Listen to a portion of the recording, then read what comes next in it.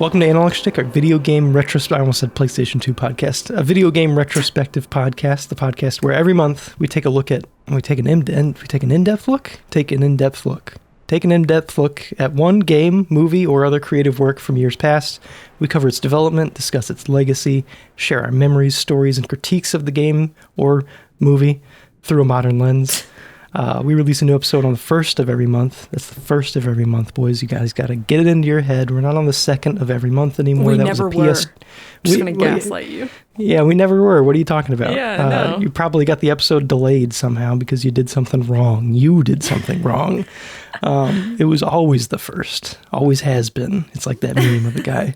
Yeah. Anyway, 1st of every month. Subscribe or follow if you'd like to stay up to date with the show. Please support the podcast by leaving a review or rating on whatever platform you like to listen on. Don't you like when people ask for that shit before they even get into the episode? Support us. Like the video that you haven't watched yet. Yeah, no, I'm laughing because you're doing that thing we talked about last time where you said you read something, but you don't actually read it. You rephrase it as you read it because that's what your brain wants to do. Anyway. What did I say? You're fiddling with the wording. You've been fiddling with the wording a little bit, but that's okay. I gotta be honest, sometimes whenever I read things, most of the time when I read things, I just read the first and last letters and infer what the, okay, it's normal. Okay, yeah. I just do that with sentences. I read the first and last words and infer the sentence meaning as well. That's a little less normal, I think. Yeah, that's a little less normal. Anyway, you can find us on podcast platforms and YouTube as Analog Shtick. I'm your host, Clayton, joined as always by my co-host, Morgan. I was going to write a funny little thing there. That's kind of what I do. Did I forget? Yes. Joined as always by the M virus. Oh. No, I don't know. Can I say new mic, new me? Oh, yeah. Bitch? No. Yeah, if you guys noticed a change in production quality, it's because Morgan's husband, Sage, finally stepped up. Manned up, gave Morgan a mic and an arm so she doesn't have to scrunch over for 4 hours. I don't have to do everything with one arm anymore. Yeah. That's so yeah, stupid. that's right. Yeah, because, man, the last thing Morgan needed was another reason to hunch over. You know? The stress was one reason. Yes. But the podcast was another. So correct. The weight of the world on my shoulders. How you doing with that, by the way? You staying stretched out? You're relaxing? Oh, no, I'm still slouched. I'm still slouched in front of this mic arm for no reason because it can probably move with me into a better position for my spine, my spinal comfort. But I've been, thinking about these virus outbreaks. And how can I possibly relax? Yeah, that's true. With all the viruses, It's too real. Yeah. Yeah. We're dealing with the C virus in real life. Anyway. Wait, do you mean corona or do you mean you? I guess I mean corona. Okay. Yeah, me. I'm the C virus. That's what they call me. Yeah. Oh, yeah. I was going to say, there was, at one point at work, someone was like, we were doing impressions of each other. And someone was like, I'm going to do a Clayton impression. And, audio listeners, this is a visual impression, so you're going to have to use your imagination. They took their shoulders and they just scrunched them up. And I said, fuck me. And I changed my entire life because of it. Started working out, started lowering my shoulders all the time. They said this man has no neck or he looks viscerally uncomfortable at all times. So, yeah, so that is how easily I succumb to bullying, basically. And that's why you will never see our faces. That's why you'll never see. Well, that's why I had to hit push-ups. 3 to 4 times a week. I had to grow my traps. Let me Google and make sure I'm talking about the right fucking muscle group. Traps. For what? Body. What are you catching in there in those traps? Yeah, you had to grow my trapezius muscles. Anyway, another thing I'm going to try to stop doing, I'm going to try to stop clicking around with my mouse. That was being picked up a lot. I'm going to try to stop typing. Well, it's not that bad. And also, the podcast is free. Yeah, the podcast is free. Shut the fuck up, everybody. We're doing this for free. You know what? Fuck you. We're not doing this at all. Shut it down. Oh, no. Well, we just came back. Yeah. I forgot I wasn't making any money from this. Anyway, a little bit of housekeeping. Listener letters. Please continue to write into the show. We love you guys. Please ignore that I just said fuck you. Yeah, please continue to write into the show, whatever way you like. Leave a comment on YouTube or Spotify. My favorite form of communication, though, is email. I love a nice, well-worded email. Give me a paragraph, Give me a few paragraphs while you're at it. And if you send any carrier pigeons, make sure they're trained not to shit on the floor because or on the letter. It's getting out of hand. It's fucking disgusting. Yeah, FedEx exists, guys. Right. Anyway. Yeah, do we have a PO box? No. That'd be fun. Yeah. I don't know how to do that. I don't know either. Does it cost money? It probably costs money. Okay. Like most things. Yeah. Send us a letter, an email at analogschtickmail@gmail.com. It's one of the links in the description. Probably the first one. Maybe the only one. We may read it out on the show. We may just read it and respond to it. We may throw it away. If it's poorly written, might not look at it, might insult you, might bully you on the show. We'll see. We have been known to bully. No, we don't bully the listeners. We love the listeners. Please, tell us what you like about the show. Tell us what shitty part of your day it gets you through. And give us any recommendations for games or movies or whatever to watch or play or whatever. However you interact with it. Yeah. So we received a very kind letter from one of our listeners, Sloan, and she has given us among other things, she included a chart of the Sly Cooper podcast that we recorded. Who knows when the fuck we did that? 2 years ago, maybe at this point, breaking out what we actually talk about. This is a recurring thing that I like to bring up is I don't believe that we actually spend even 50% of the podcast talking about the game. But according to this nice pie chart, we spent about 2/3, 63% of the Sly Cooper podcast. You got to give us credit for the 0.2. 0.2. I'll take every percentage point we can get. Talking about the actual game. So I think that's pretty good, personally.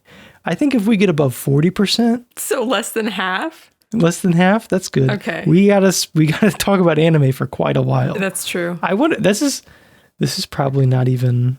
This might not be that representative of us. Honestly, we were probably pretty eager to talk about Sly Cooper. That's true. I feel like there's probably podcasts that we've put out where we spend like we said, less than half talking about the actual game. Yeah, I'm trying to think of which episodes that might even be. It's probably something we don't give a shit about. Yeah. Maybe Oni. I feel like Oni, we were probably really desperate to talk about anything but Oni. Yeah, but I feel like Oni was early on enough that we were still feeling because I feel like over time we've leaned more and more into the bullshit. We really have. Much to some listeners' chagrin. Right. I feel like our highest has to be the launch lineup, our first episode. I feel like we probably just talked about the games almost the entire time. Yeah, I think so. Mm-hmm. I think you're right. It was long, and I think we jumped right into it because we knew it was going to be long. That was such a strange episode, by the way. Yeah, that was kind of rough because it's we didn't play. We played 5 minutes of each game. Well, it depended. Some of them I do remember spending maybe an hour or two with, but a lot of them, it was what was it, Fantavision or the really weird ones. And some of them, I think some of them didn't even work. So it was kind of I don't know. Yeah. But yeah, I remember there was a FromSoft title. I think there were two, maybe. Yeah. I really think that there might have been two. I think there was a Eternal Ring and then one of the mech games. Oh yeah. The what are those called? Armored Core. Right. Yeah. Yeah. Yeah, there was a bunch of weird stuff. I feel like I spent the most time with Unreal Tournament. Okay. Just kind of dicking around. Mm-hmm. But yeah. Anyway, we're already getting off track. Yes, we are. So we received this pie chart breakdown of what we actually talked about. Let's go through it. Morgan, the actual game time stood out to me the most. What stands out to you the most looking at this pie chart? I think it's funny that your CRT only got 0.4%, your CRT talk. I know, that's usually episode. But was at least a percentage. Was that when you got the cart though? Ooh, actually, let me look up the date of Sly Cooper. That might give me some insight. Okay. Also, another thing that surprised me was Sloan gave us like a list of other games that we talked about in that episode, and I was surprised by the sheer number. I didn't know about some of them. Yeah, that came up. I was like, oh. What was Larry Boy? She said we talked about Larry Boy. Very, very briefly. Yeah. Yeah. Why did that come up? I don't know. Like Larry Boys and VeggieTales? Yeah. Because there's a Larry. No, I know what it is. It was because I was saying that Bentley and Murray looked like an asparagus and a plum to me. And I thought it was like a VeggieTales situation. And then we said, oh, are there any PS2 games or VeggieTales PS2 games? And we said there has to be. So then we looked it up and we found that there was one.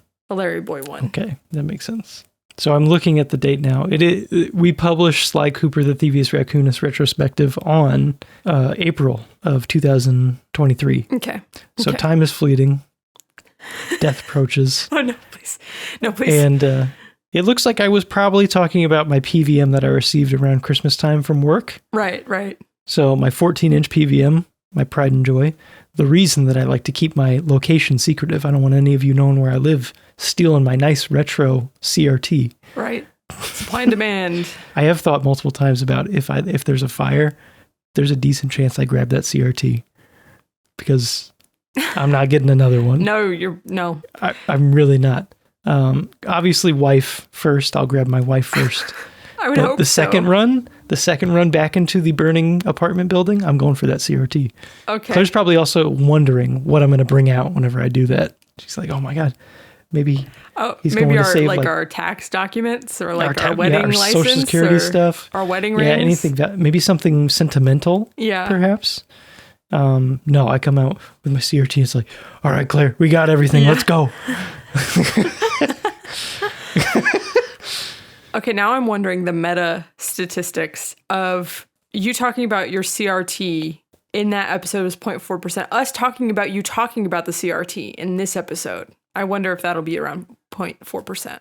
That amount of math is above my pay grade. So okay. We're going to need another very obsessive listener to figure out.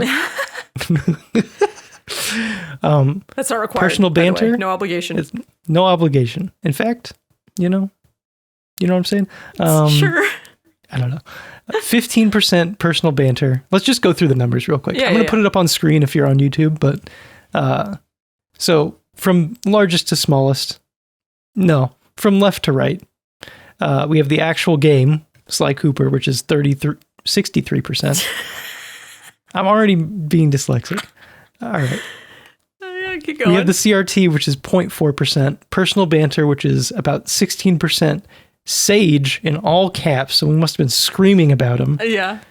Is at 0.5%. Claire's at 0%. I want to be in the doghouse after this episode, boys. Let me tell you. I think Sloan said that it was a point something %, but it was so small that on the chart it got rounded down into 0.0%. You're not helping me out. I'm still in the doghouse. Okay, well, it was so small it wasn't even. I'm sleeping on the couch after this one. I'm not talking about my wife enough. Previous episodes. All right, cool. That's weird. Why are we talking about previous episodes anyway? What are we doing right now, dude? It happens. You're right. You're so right. Yeah. Anyway, 1.8. Other games, 14.8. Uncategorized, 3.5. I think we did pretty good. That should add up to about 100. Well, that's, yeah. Mm-hmm. I'm going to pull up the Sloan's email. Math. Yeah, I trust your math. I'm going to pull up the email. I want to see what else what other games we were talking about. Yeah, there was a list. I think Overwatch might have been on I got it right there. here. So we talked about Sly Cooper, of course, but then we talked about Fire Emblem, Destiny, Overwatch, Resident Evil 4, GTA 5, Apex, Jak and Daxter, and Larry Boy, and Astrobot. Sorry, there's more to the list. And Last of Us, Ghost of Tsushima, Hogwarts Legacy, James Bond, Crash Bandicoot, and Ratchet and Clank. Oh my God. What the fuck? What did we say? With 15% of the not even 15% of the episode. 14% of the episode. Yeah. I don't know. Apparently we like to yap. How many of those games have I finished? Astrobot. I must have been talking about Astro's Playroom. We didn't know about Astrobot. quite yet. Like the full game. Mm-hmm. So, yeah. Talking about Last of Us? I wonder if that was around the TV show time. Ghost of Tsushima? Did I just get my PS5? No, I didn't just get my PS5. I vaguely remember you talking about like the visuals and also whether or not to play the Japanese or the English version or something, like the voice acting. Oh, yeah. And the gameplay. Yeah. Right, because the voice acting didn't like match the lip sync. Yes. For the other languages. Okay, yeah. Anyway, Larry Boy was the one that really threw me off here. Yeah. So maybe we need to add that to the short list. Yeah. Anyway, I guess thank you, Sloan. Yeah, thank you, Sloan, for spending your time on this. I could have said that in a harsher way. Thank you for spending your time on this. I mean, actually, you know what? I'm sorry for you spending your time on this. I feel like we somehow encouraged this behavior, and I want to apologize for that. I am not sorry. I am delighted. I'm not sorry. All right. If that's all you got? I have one last thing that I would like to promote. Hey, heads up, people who are just audio listeners, who are not one of the weird, what do you call them? The weird little monkeys? You say something that's a little strange. Perhaps a little offensive. Maybe a little cancelable if I'm not careful. If you're not one of the quote unquote weirdos who watches us on YouTube, and if you're not subscribed to our YouTube channel, feel free to go ahead and check it out. We just recently put up a full playthrough of Spyro the Dragon. Thank you for reminding me. That's literally what we fucking recorded this for, and I forgot. Yes. Yeah. Well, one of the things we recorded it for, yes. Well, it's the reason for the pickup section is to talk about stuff that audio listeners might not see. Yeah. We recorded a full playthrough, 100% playthrough of Spyro. Yeah. If you want a 3-hour long random bullshit segment, basically what it is. Yeah, with also gameplay happening in the background, and sometimes we comment on the gameplay because there was some cussing on my end. Anyway. So that's commentary right there. Yeah, that's true. Mm-hmm. It was really like I was listening back to it. It was straight up just random bullshit for 3 hours. Yes. Which some people like, some people detest. So fair warning. Yeah. Fair warning for all you fuddy-duddies who only want us to talk about the game at hand. Yeah. If you like that, or if you like the long form content, full playthroughs of video games, check it out, please. Mm-hmm. We really enjoyed it because it required very little effort. Yes. You know, it didn't take me sitting down thinking, writing up like a 20-page document on Resident Evil Degeneration. We just rolled right into it. Yeah, just for us to kind of ignore it. It didn't require Morgan like going on a diatribe about Gnosticism, and Kingdom Hearts. We did talk about religion, but we did. It was more organic. Yeah, it was very organic, and in a way that required no forethought. You know? Yes, I just had to sit here. Me especially. Yeah, I was just sitting here, microphone in front of my face, drinking some tea. It was great. And that could be you guys. You guys could participate in this way as well. If you go check out the video. Yes, go check out the video. A few people have. They're loving it. We're getting rave reviews. Yeah. 2 comments. Wow. But yeah, aside from that, please continue writing to the show. We might read it out. In fact, we probably will read it out. It's kind of like the Splash Zone. If you write in, you will get read. So... So don't be shy. Yeah. Or you can leave a comment on YouTube or Spotify. Email is my favorite. I love a nice novel, like Sloan has been writing us, Yes. These nice little 4-page emails. Very fun. So if you want to get in on that action, send us an email at analogschtickmail@gmail.com. Also in the description. That's all I got. Yep. That's all I got. Any corrections? Any follow-ups? From you? Anything you want to set the record straight on? Sorry, I got distracted. There was car driving by my window, and the light formed the shape of the Osama bin Laden hiding spot meme. So I was distracted. Osama bin Laden. It was there for memes. It was just a second. Oh yeah. Okay. Yeah. I have seen this before. Okay. I was going to say, I feel like you probably have seen this, but... Well, I think we've mentioned this on the fucking show before. Like everything we talk about. Didn't he get found with like a bunch of torrented Naruto. Yeah. Yes. I think were they pirated episodes of Naruto? He had many episodes of Naruto. Also maybe Dragon Ball Z, I don't remember. I think this leads in perfectly to okay. Yeah. To random bullshit. Give me a Boruto update. I know you were dying for this. Yeah. Okay, so I think the last time I mentioned Boruto, it was probably just that I was considering watching it. I got I think maybe 3 or 4 arcs into Boruto, and I have kind of lost it already. I kind of more like Snoruto. I guess I could just say Boruto. Damn it. It sucks, right? Because it's like it improves on a lot of the issues I had with Naruto. In that, no flashbacks, like hardly ever.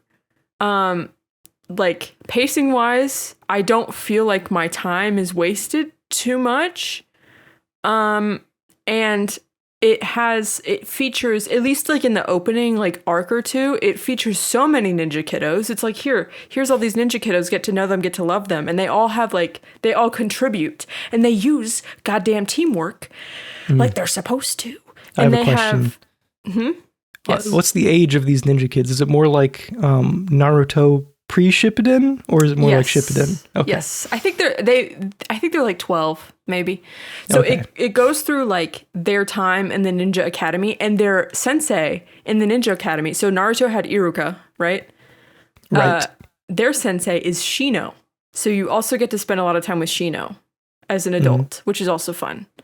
And so it goes through like their time in the academy and dumb like classroom bullshit. But like I said, these kiddos know how to use teamwork and like overcome problems as a unit. And like, that's really satisfying to me. I like that. And like the girls get to do things. And I'm like, oh, thank God. Cool. Yeah. So all that's really good. Then you get up to their, academy graduation test, which was it's a bell test with, Kakashi. And that's super fun. And he beats the shit out of those kids. There's like a moment where he's like surrounded by a whole bunch of kids and he like electrocutes them all and they're like, ah, and he's like, might have overdone that one a little bit. Oops. But yeah, no, that's a delight. But then we start to get into what I think is like so the show starts with the academy stuff. The manga starts, I think, with Boruto's tuning exams. Oh, interesting. Yeah. So like the show starts with like, I guess maybe like filler kind of. Is that only the dub version by chance?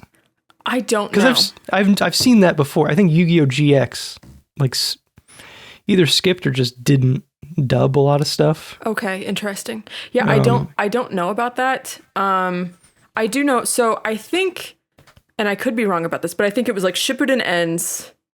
There's a bunch of Shippuden filler or whatever. And then they released a Boruto movie. And then, which the movie is Boruto's tuning exams. And then some other stuff that happens. And then the show starts with this like filler arc in the academy. Then we get into the tuning exams. And they like reanimated and redid the stuff that was in the movie. And they like stretched out the pacing maybe a little bit. So it's so the new team 7, the Sensei Konohamaru. Oh, yeah. Yeah. I'm going to have to actually, Konohamaru. Konohamaru's the he's a little kid with a scarf. Oh, it's him. Yeah. He's the sensei, which of course Naruto's Hokage now. And also, this happened when I Googled Shino as well, just to make sure I was remembering the right kid. Yes. Bug Boy. Yeah, Bug Boy. Both times I've Googled it, there's been a Reddit thread as one of the top results saying that they are a wasted character. They're wasted potential. Well, yeah. Well, they are. Well, yeah. No, that's true. A lot of the side characters in Naruto, I would say, are wasted. Less so in Boruto, kind of. Anyway, so the new like Team 7 is Boruto, Sarada, who is Sakura and Sasuke's child. Oh, spoiler. Yeah, well. Yeah, whatever. There you go. And then Mitsuki. And Mitsuki, I love this. Yeah, Mitsuki is a little weird snake boy. His parent is Orochimaru. Oh, what? Yeah, he's like a test tube child. Oh, yeah, he's a snake man. Yeah. But yeah, so it's just those are the new kiddos. I will say that, and I think this is general consensus. So like the highs of Naruto are really high, the lows of Naruto are really low, really stinky. Boruto's just kind of mid. Everything's just kind of mid. I think there was like maybe one arc where I got really, really into it, and it was like a lot of emotional stuff around like Sarada, and I was like, oh, this is good. And then it was over too soon, and then we went back to like bull crap, and I was kind of like, oh, okay, well. And then the midness didn't really keep the momentum going, so I kind of gave up around like the 4th-ish arc, and that's where we are. I'm just like clicking through screenshots, and it is like weird to see like older versions of these characters, and also I'm also doing what I just said I wasn't going to do, which is click around my fucking mouse. Yeah. But yeah, it's weird to see like young versions of them, implying that it's their kids, and yeah, it's interesting. I have to say, and this is a bit hypocritical coming from me, a One Piece fan. Yeah, you gotta end it at some point. Do we need Boruto? Why not just new ninja IP? We got Jujutsu Kaisen going on right now. It's true. I'm just saying. Well, so I like Naruto. It had its chance. Yeah. Well, that's fair. Also, so I think Boruto's at a point where I don't think Kishimoto's the one writing it anymore. He kind of he finished Shippuden, and I think he kind of wanted to hand it off to like another up and coming artist and kind of let them just like take over. And so I think that's, but like it starts to like show in like the world building and like the character designs and stuff. It's like, this doesn't feel like Naruto anymore. So why are we even using the Naruto name? Why don't we just make why don't we just have a new IP if you're gonna make it not cohesive? I mean, I get it from like this is a business that keeps people employed perspective. Yes. I can relate. I can sympathize, with that. For sure. But yeah, from an artistic perspective, it is like, let's just, end it, make something new. Let's not retell Naruto with Naruto's kids, or something like that. I don't know. Yeah. Anyway, that's all I have. I mean, I don't got much going on anime-wise for me. This is the first part of the show. It's not called random bullshit. It's just anime bullshit. But I've just been working through 20th Century Boys. I got 2 manga that I read at any time. That tends to be it. I got something silly. I got something serious.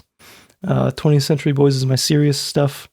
Dan to Dan has been my somewhat silly stuff. I'm loving it. I tried to get into the anime for Dan to Dan, and I was like, yeah, this intro is great, and that was kind of my review. I thought it was cool, but there's something about the manga that I'm like, this is a good manga. Like, I really like this. It's got a little bit of Berserk quality with its monster design, which I'm like, hey, I'm here for it. I'm also not even sure. Like, a side note, Berserk, as you know, I think I mentioned, still going on. Yes. Post-mortem, correct. Whatever, yeah, post-death, being handled by someone else.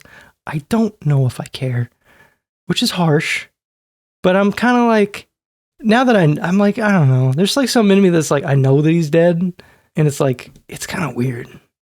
It's like, it could, like, if I could see an alternate reality where he was able to finish the series, and I compare it to the reality that we live in now, there's a chance it could be very, very similar. But the fact that he is dead and it is not him, I'm just like, I don't know. It's like I'm looking for things. I'm looking for things that feel off. And it's like, I hate that I'm doing that, but I am.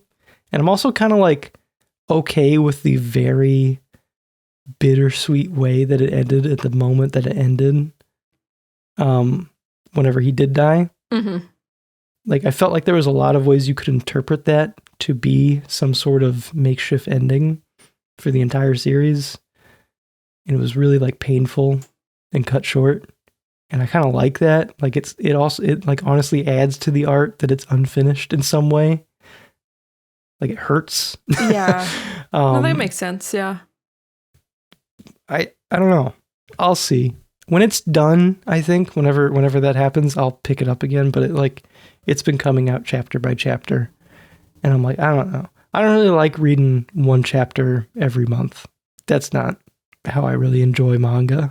So yeah, it's hard not to want to like binge I know. I mean, I want to read it like it's a story that is completed and out or something. Yeah. Well, that probably helps with immersion and really getting or into like it. volumes at the very least. Like I could see myself enjoying something a volume at a time, but not like that because they also take a long time, which is fair, but it's whatever. Anyway, what was I talking about? 20th Century Boys doing good. Getting a little freaky out here. We, I don't know. It's just, it'll like occasionally hit me with something. It's not like that, it's not like that hardcore of a manga. It's not like that dark, but it'll occasionally hit you with a panel that's just like, I'm fucking can't sleep right now. This is unsettling shit. Oh, just like the creature design or like what's going on or? It's not really creature design. But it is, it's just like,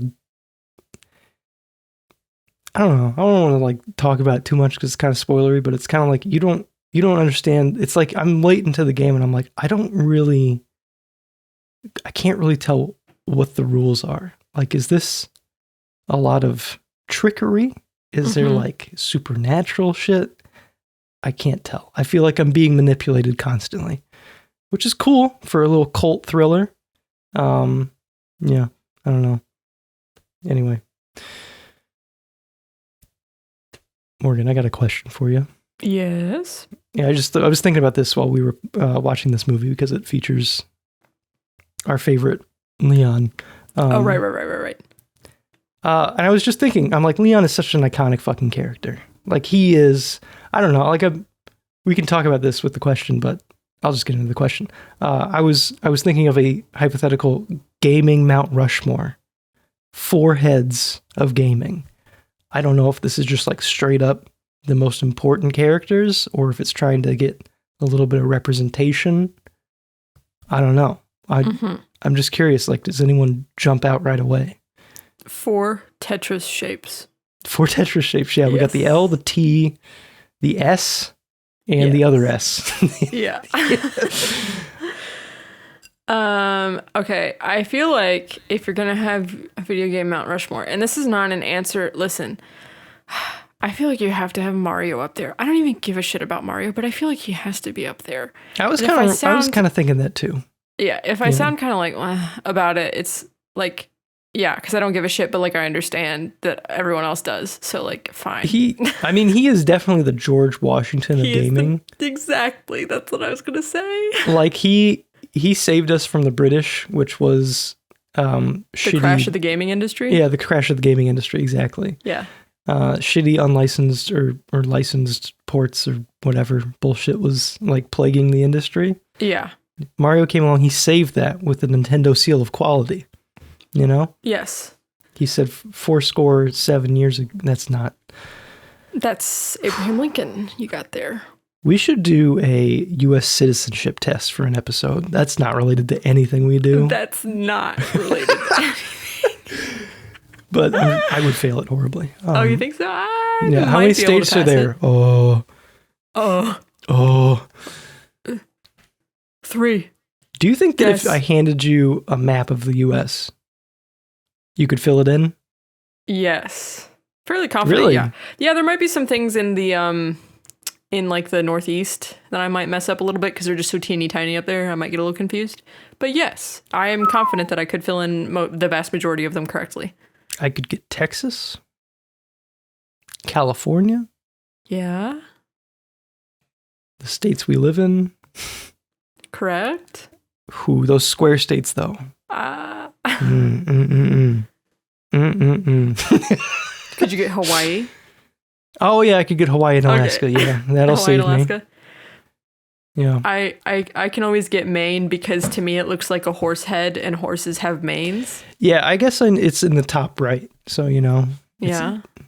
I think. Could you get Florida? That's where Disney World is. Florida? Yep, I could get Florida. I could get Disney Louisiana. World. It's foot-shaped. How many other states can we talk about? We said the ones that we live in, and we're gonna talk about all the other states except for the ones that we live in, and then accidentally like dox ourselves. Right. Yep. I'm in this state. Oh shit! Yeah. They know exactly where I am. Hey, wait, we're in the same state. I forgot. Anyway. Are we? Oh yeah, we are. Duh. Mm-hmm. We didn't used to be. Didn't used to be. there were maybe episodes. Actually, no, every episode we've been in the same state. Yes. Anyway, gaming Mount Rushmore. Yeah, I agree, Mario. Who is the Abraham Lincoln of gaming? Who freed the slaves? Well, I was going to say, what's gaming slavery then? Is that bad? Can we say that? I don't know if we should say that. What is gaming slavery? Or no, console wars, Civil War. Ended the Civil War. Xbox. What ended the Civil War? Did it end? Oh, you're thinking PlayStation, Xbox. I was thinking Sega, Nintendo. Oh, because that's a finished war. Okay, hear me out. We put Mario up there. Does Sonic also go up there? See, I was also thinking we could approach it from like major video game publishers or like console makers. So we got Mario, we got Sonic for Sega. Who was formerly a competitor since no longer. And then we have Master. I think it has to be Master Chief. Okay. It could be Blinks the Time Sweeper. For Microsoft. Maybe just that generic Roman from Rise, Son of Rome. Oh, right. Also iconic. Yeah. Microsoft flooded with iconic video game characters. Now, hold on. Wait. No, hold on. No. Because, can we put 5 up there? Because I feel like Steve, Minecraft Steve. Oh. Well, if we're doing like stuff like that, then we got to put Roblox man, Fortnite default character. Yeah. Well, but let's finish because I'm curious who you think. Obviously, Master Chief Xbox. Right.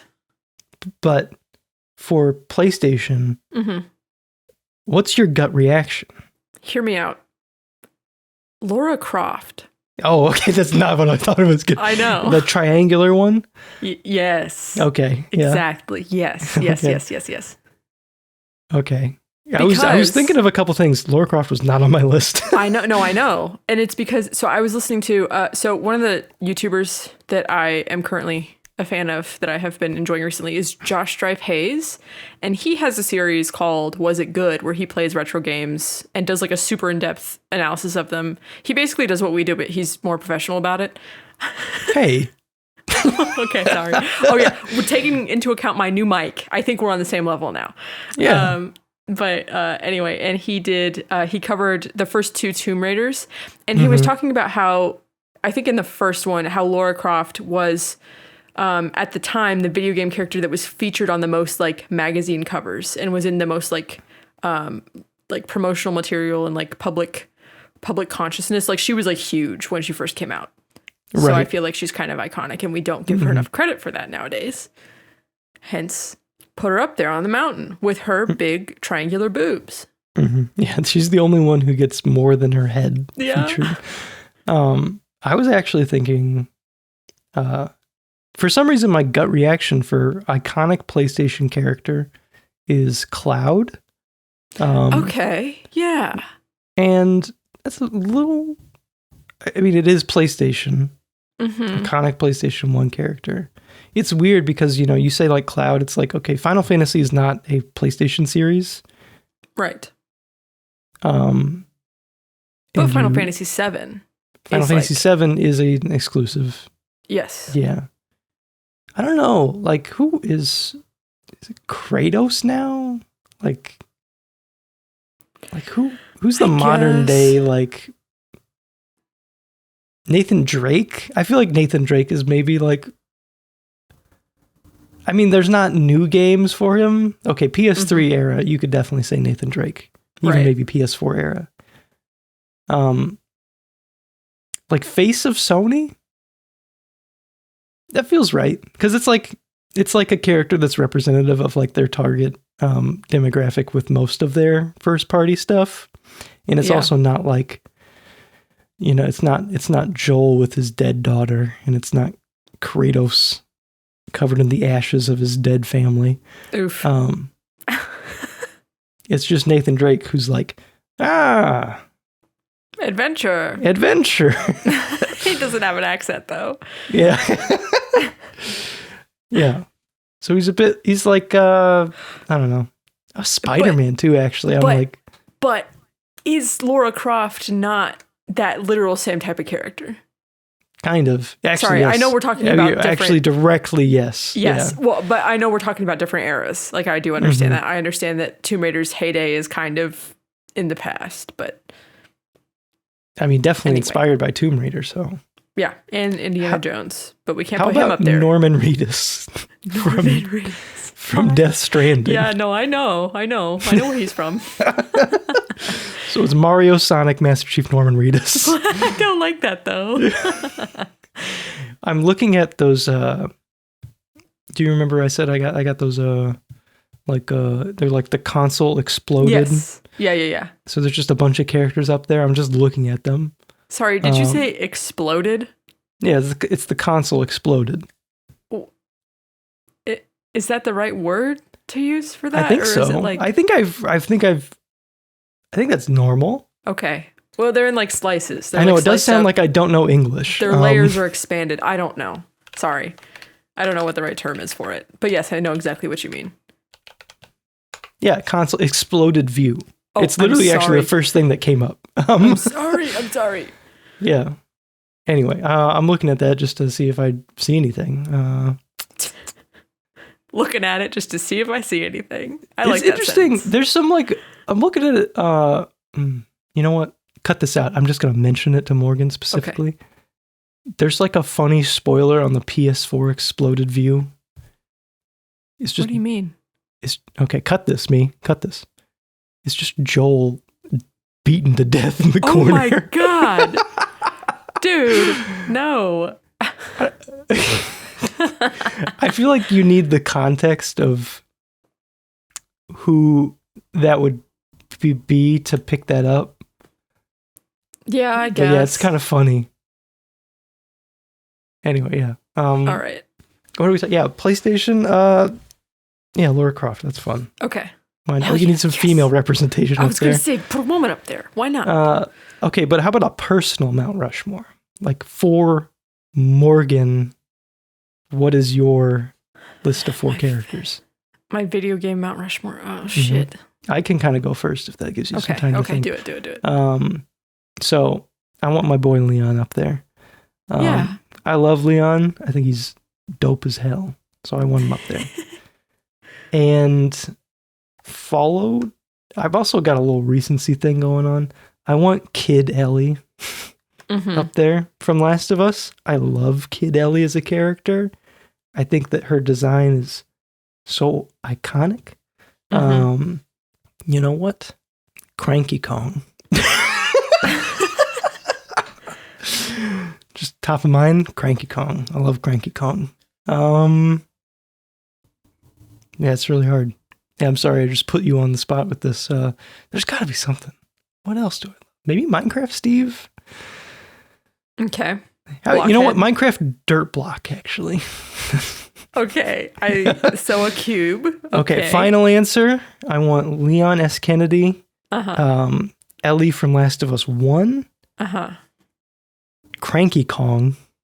Wait, you're serious about that one? Sure. And the Minecraft Dirt Block. Minecraft Dirt Block. Okay. Okay. Is this Anyone in like some mind? sort of like order, or are you just off the top of the head? I'm not going to pick which one is George Washington, if that's what you're asking. Okay. Yeah, no, that's what I wanted to know. Okay. Now, hold on. Now tell me, who are the other 3 presidents on Mount Rushmore? Can you tell me that? It is Theodore Roosevelt, Abraham Lincoln, and FDR. No. Wait, FDR is not up there, is he? It's Thomas Jefferson, right? Is it Thomas Jefferson? Is it? Right. Mount Teddy's up there, Rushmore. Right? Well, now I'm second guessing myself. What's Mount Rushmore Trump? All right, Mount Rushmore. Oh God. Who's Mount Rushmore presidents?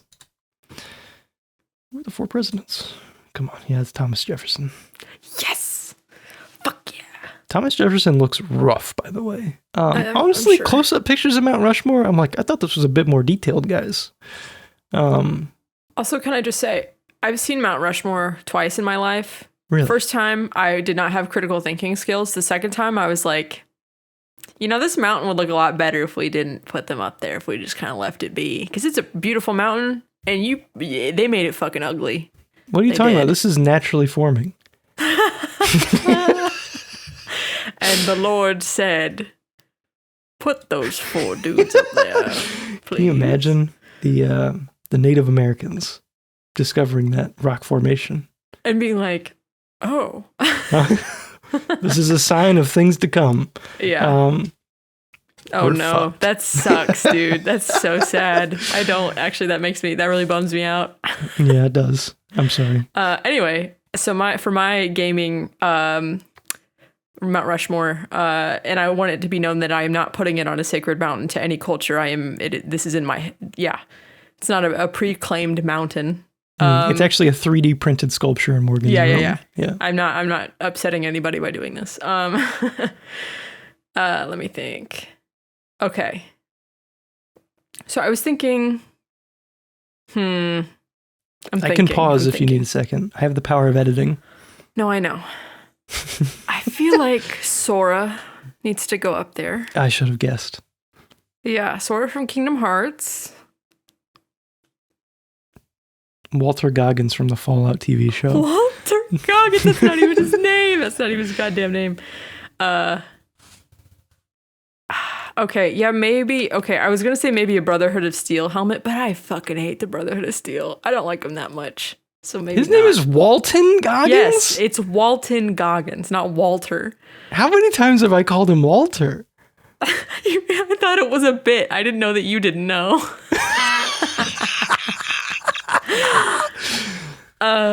Okay. Sora from Kingdom Hearts. I think I thought it was Pedo Pesca. Fuck, never me. Fuck. I said fuck, Sorry. never me. Did you say Pluto Pascal? What was that? I tried to say Pedo Pascal, but I misspoke everything. Oh my god. I'm actually cutting this out from the show. All right. So Sora. Dang it. Well, now it's like I want to put Ratchet and or Sly up there, but it's like, do I really want to spend 2 slots on those 2? Shit. I don't know. I think it's going to be Ratchet that goes up there. So Sora and Ratchet, probably like Alduin from Skyrim. Oh my god. Just fit the Elder Scrolls in there and in that way. Actually, no, what? No. You don't want default Dovahkiin? Vivek from Morrowind. No default Dovahkiin. Don't like that design, actually. Vivek. I love... No. Yes. It's either Vivek or Dagoth because both of them are insane and I love them. Anyway. Okay. I'm going to say Bald Vivek man? for now. Yes. With giant eyes. All right. Okay. So, sorry. Let me... Sora, Ratchet, Vivek. And then I'm going to do Flemeth from Dragon Age. Yes. Oh, man. I really had to Google all of yours. Flemeth. I'm sorry. Flemeth. Yes. This old woman? Does she have big horns? Big horns. Yeah, she has big horns. Yes. That's her. Okay. All right. I feel like that represents me as a person. Yeah. Yeah. People are going to see that and go, huh? Huh? Who? Why is there a big cat up there? All right. So that was a fun way to waste 20 minutes. Yeah, and I probably spent like 5 minutes stuttering through all that. So thinking. All right. I see you've brought some random bullshit to discuss. I have. Okay. In case you didn't know, we're discussing horror, and we will be this episode and next episode. I think to a certain extent, right? I forget that Last of Us is horror yeah, kind of. What we're doing. Right. Spoil what we're doing. So, question for you. What makes horror effective in your opinion? What speaks to you about horror? I'm going to say my first thing that comes to mind is something that I think does not make horror effective, that people assert makes horror effective, specifically with video games, and that is difficult control schemes. Okay. Okay. People throw that out with Resident Evil a lot, like early Resident Evils. Like, it's fun. It's scary because you can't move right. Not for me, boys. It's not for me. It makes me frustrated that I can't move right. Yeah. I feel like there's other ways to limit the player that isn't making them walk into a wall a bunch. So just throwing that out there. Gotcha. That makes sense. Other than that, though, I mean, like, I feel like a lot of it is sound design, personally. I feel like that's the number one thing that's going to make an effective horror piece is knowing when to build and how to build and how to like pull back. Yeah. Yeah, like I guess building the suspense of like you hear the thing before you see the thing. And so your imagination starts to run away and it's like, okay, well, I know it sounds like this, so what must it look like? Oh, it's probably like terrifying. Yeah. I mean, it really does hinge on sound for the most part. I mean, I get that it is like it's a culmination of all things. Yeah. But like you play a scary movie that has its sound edited differently and there's nothing scary about it anymore. That's true. Yeah. That's actually really, really true. Yeah, I guess I didn't think about how immersive sound is in that experience until you pointed it out because, yeah, I've seen horror movies edited with like funny audio, like memes in them instead. And it's like, oh, this isn't scary at all, actually. Like, even if the monster shows up, I'm like, huh. One of our first like homework assignments in editing school that I went into serious debt for, besides the point, in college was we would take a movie and cut a trailer for it in a different genre. And I feel like an easy way to get to this is to do like a horror cut of something or to take horror and make it like a comedy. Something about that is... Oh, I love that. Yeah. So I took Toy Story 1 and edited it to come across as a horror film. Yes. And it was pretty easy. I was going to say, there's some scary stuff in Toy Story. Yeah, it's kind of, there's a lot of fucked up imagery, you know? Yes. For sure. And for a kids movie, yeah. Yeah, and with the right sound design, it does come across as unsettling and scary. So yeah. And same with like horror to comedy, it's like, yeah. Yeah. It seems like slapstick. Right. No, that makes sense. And how do you feel, speaking of things that might make horror effective or ineffective, how do you feel about jump scares? I feel like you can get away with like a few, and I prefer them to be in. I like so one of the there's a few jump scares in RE4, but one that I like and appreciate is when they throw the snakes in the crates. Oh yeah, because it's kind of like a low stakes thing. It's like, you know, you just like the game trains you to just bust open these crates. Right. And then eventually you reach a point where there's just a snake in one and it goes and then jumps at you. And you're like, scared the shit out of me, but it was funny. Yes. I don't like when it's constant. It's a little cheap. Exactly. That's exactly what I was going to say. Yeah. It's like Five Nights at Freddy's. You know, that's kind of what I think of. Now, I feel like there are maybe some setups that are jump scare-esque that I do respect. Well, I mean, like, I say respect them, but like you probably can't use them anymore because it might be a bit too cliche. But like, I think something that might count as a jump scare, you know, the type of shot where it's like a character is standing in front of a medicine cabinet with like a mirror on it. And like the mirror is angled to where you can't see behind them, and then they shut it, and then you can see, and then there's like something behind them, and it's like, oh fuck. Like I like that kind of thing because it's like, it's not like the sound. I don't like sudden loud noises. That's just a personal thing. I like if jump scares are more set up a little bit differently, I guess. I do get I like the delineation between types of jump scares. Like the Five Nights at Freddy's is like the one that I feel like people think of when they think of a jump scare, which is just like loud thing right in your face. Exactly. As opposed to just like something unsettling happening all of a sudden. Yes. Or even like being built up to slowly, but it just takes a long time. I don't know. Another one that came to mind was in Signs. Have you seen the movie Signs? It's got Joaquin Phoenix. It's got Mel Gibson. No, I have not seen that movie. It is a M. Night Shyamalan movie. Of course. It is, I think, an appropriate level of... I enjoy it for whatever reason. There's a great scene with Joaquin Phoenix where... So basically there's like aliens arriving and you don't see them. You see like evidence of them for a long time. You know, there's like crop circles, crop signs, or stuff like that. And eventually, like it like gets to the news. It's kind of like a global thing. And eventually there's like footage of it. It's like, maybe an hour-ish into the movie, you see like footage of this thing that you've been waiting for a while. And it's like this kid's birthday party in like South America or something, some like Spanish-speaking country. And Joaquin Phoenix is like in the closet watching this. It's getting tense. He's like leaning in as he's like seeing like the first known footage of like these aliens. And he says the great line, because all the children are like in front of the camera screaming. He's like, "Vamonos, children," which I thought was great. Okay. It's so stupid. But then it does build to like, it's like down an alleyway. You're like in an alleyway and you walk across the alleyway just like this figure.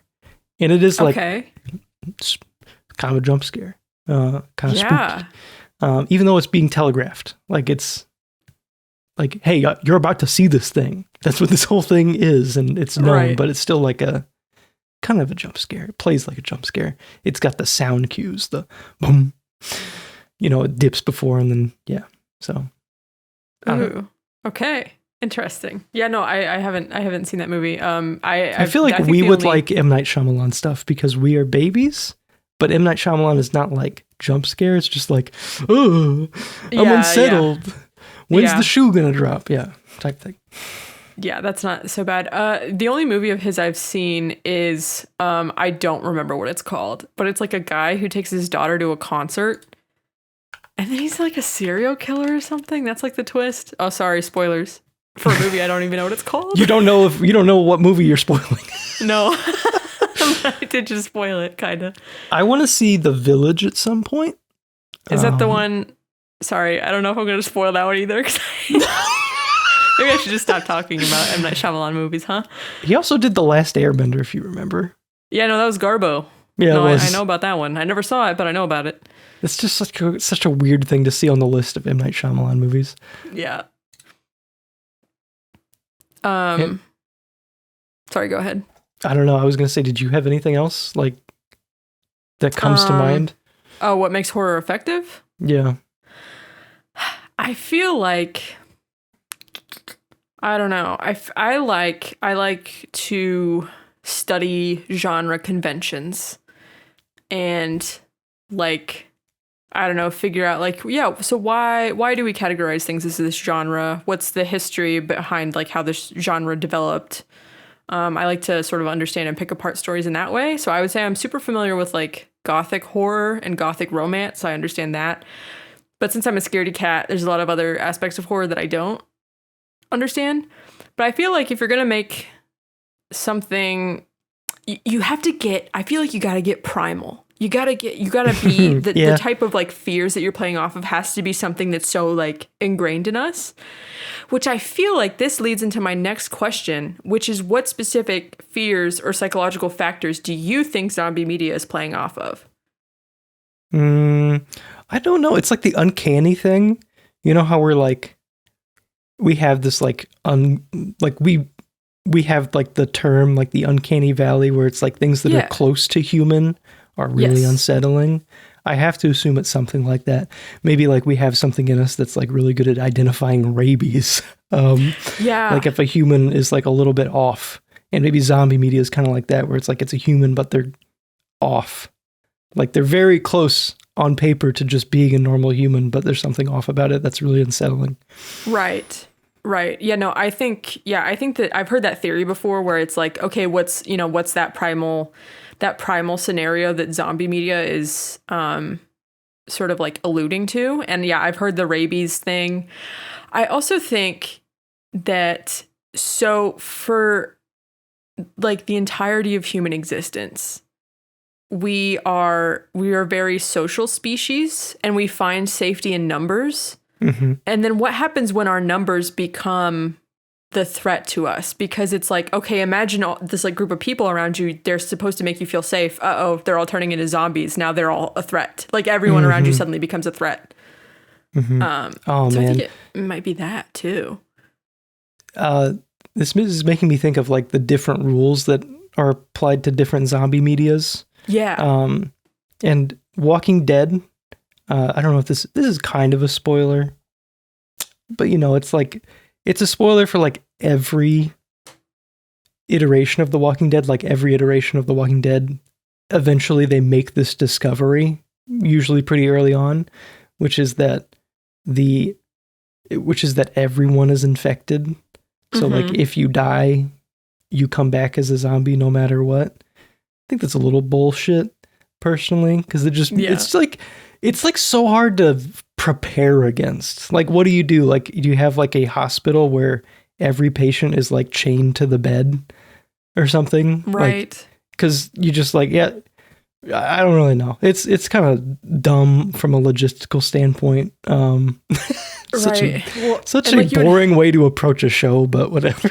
Yeah. Well, and you would have to but you would have to start these new like procedures like, okay, someone dies. Now, how do we get rid of the body? Like, does cremation just become standard practice? Does that even work? Like, someone dies, you destroy the brain and then you bury them, I think is maybe the idea. Right. I don't know. It's a little bullshit in my mind. I don't know. I'm just taking this in a different direction. But yeah, I think that the different rules for the zombie media is interesting. Well, and I feel like maybe, the different rules, depending on the zombie media, might also hint at what fear it's playing off of, I guess, because, I mean, if it's something where it's like, oh, we're all infected, then it's like inevitable. Then, I don't know, maybe we're talking about a different sort of, I don't know. I don't know enough about Walking Dead to say what it's really trying to say, but versus like Last of Us is like fungal, right? It's like a fungal infection. Yes. And is it spread by biting? It is spread. So the rules of Last of Us are okay. Actually, I think. Or maybe we shouldn't get into this right now. I don't know. We can. It's real quick. They changed it for the show, which I think is weird. So in the game originally, it's bit. If you get bit, you turn. If you breathe in spores, you turn. So there's like areas of the game where like infected have kind of like been for a long time and like started just emitting these spores. And if you breathe in those, you get infected. Okay. So the zombies like taint the environment that they're in. Yeah. If they're like in an enclosed space. Yeah. Gotcha. And then it's different in the show because I think our understanding of airborne illnesses changed due to real world events. So they decided to alter that. I think. I don't know if I think that it's straight up not airborne. Might need a fact check on that, but I think that's what I remember. Anyway, yeah. Yeah, and then I was going to say Resident Evil, I think it's just viruses. Straight viruses. And then they get into mold and parasite territory, but whatever. That's true. There's a couple different strands. Yes. You know, we have the T virus of the original game. We have the G virus in this. I think G virus might be involved in 5. And then we have the Plagas from 4. Mm-hmm. There's a lot of different shit going on with different rules. Right. But yeah. All right. Well, that's all I got. Real quick, though, I want to talk about zombie media slightly longer. Oh, sure. How do you feel about... This is kind of getting into something we've talked about before with like Fallout and kind of the state of the world that like people live in, just like everyday life, living in like a wasteland. I prefer zombie media where there is like a touch of normalcy in that they're like, if there's like a settlement that is established and has existed for a while, it is like relatively clean. Like there's not just trash and shit everywhere. Yes. Just because it's the apocalypse, like bushes aren't growing out of control. Like, because I don't think that humans would do that. I think that if we had had a large enough group, an established group that wasn't like constantly fighting for survival, if things were tame within like a set of walls or something, I think things would look relatively normal. Yeah, you could definitely. And I feel like, I always get frustrated. And this is like a comparison that people draw between like Fallout 3 and Fallout New Vegas. This is all going to come back around and be relevant, I promise. Where Fallout 3, it's like, they're both really tonally different in that Fallout 3 is like, you see this guy, I'm like quoting a Tumblr post right now, I'm pretty sure, but it's like you see this guy sweeping Brahmin shit. His granddaddy swept Brahmin shit. His sons are going to be sweeping Brahmin shit. There's no like signs of the environment ever evolving past this like shithole that it is. Versus New Vegas, you have these established factions and they're actually doing things and they've grown to a size where they can start to kind of behave like countries again and like affect the environment and establish like routine life again. And I find it frustrating in these settings that are kind of post-apocalyptic, whether zombies or like through Fallout, where it's like, oh yeah, everything sucks now and we're never going to move past it. I think that's really cynical and also boring because it's like, okay, like you just want to wallow in misery the whole time. Like I feel like it's more interesting if we talk about how do we grow, how do we move past the hurdles and like make progress. So I feel like it also gives, if you have that scale of like complete shit to like, I don't know, like a normal-ish society, it is like a storytelling mechanism that allows you to be like, this is like you walk into a nice settlement. It's like, okay, just by walking in here, I can tell that these people have their shit together. Or by going to like a little camp, it's like, okay, these guys are struggling to survive. Yeah. So removing that just removes like one element of environmental storytelling, I guess. I don't know. I also, this doesn't happen in a lot of zombie films, zombie media. I can only think of one, I guess Resident Evil kind of too, where like we stopped it. Like we got a cure. It's fixed. World War Z does this, and it's not a spoiler because World War Z is told from the perspective of it being like after the fact. Oh, okay. It's like a collection of like stories told from the perspective of like a conversation between a reporter and the person being interviewed. So discussing like what happened during like a zombie outbreak. I like World War Z a lot. I think it's fun because it's like an anthology. It's like just a lot of like really fun ideas for like a little bit and then it moves on. It's like, because that's the best part about zombies or apocalyptic fiction to me is just like, I don't know, what did the high school math teacher do?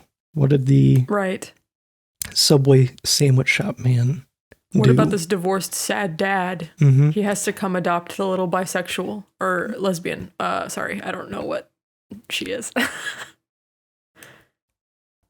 Oh, yeah. I was like, you were getting some plot points confused. I probably was, yeah. But yeah, it's like, I don't know, what does like the long haul trucker do whenever he's like 10,000 miles away from his family? Or, I don't know, something like that. Like, there's a lot of like fun stories.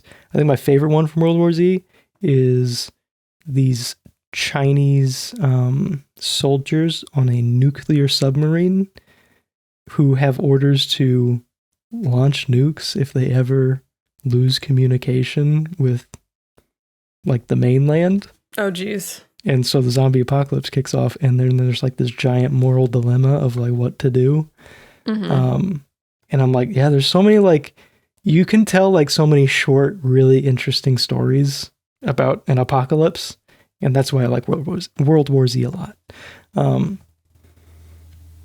Anyway. Yeah. Also, the audiobook is really fun because it's like told, like every character has a different voice, which is kind of fun. Oh, that is fun.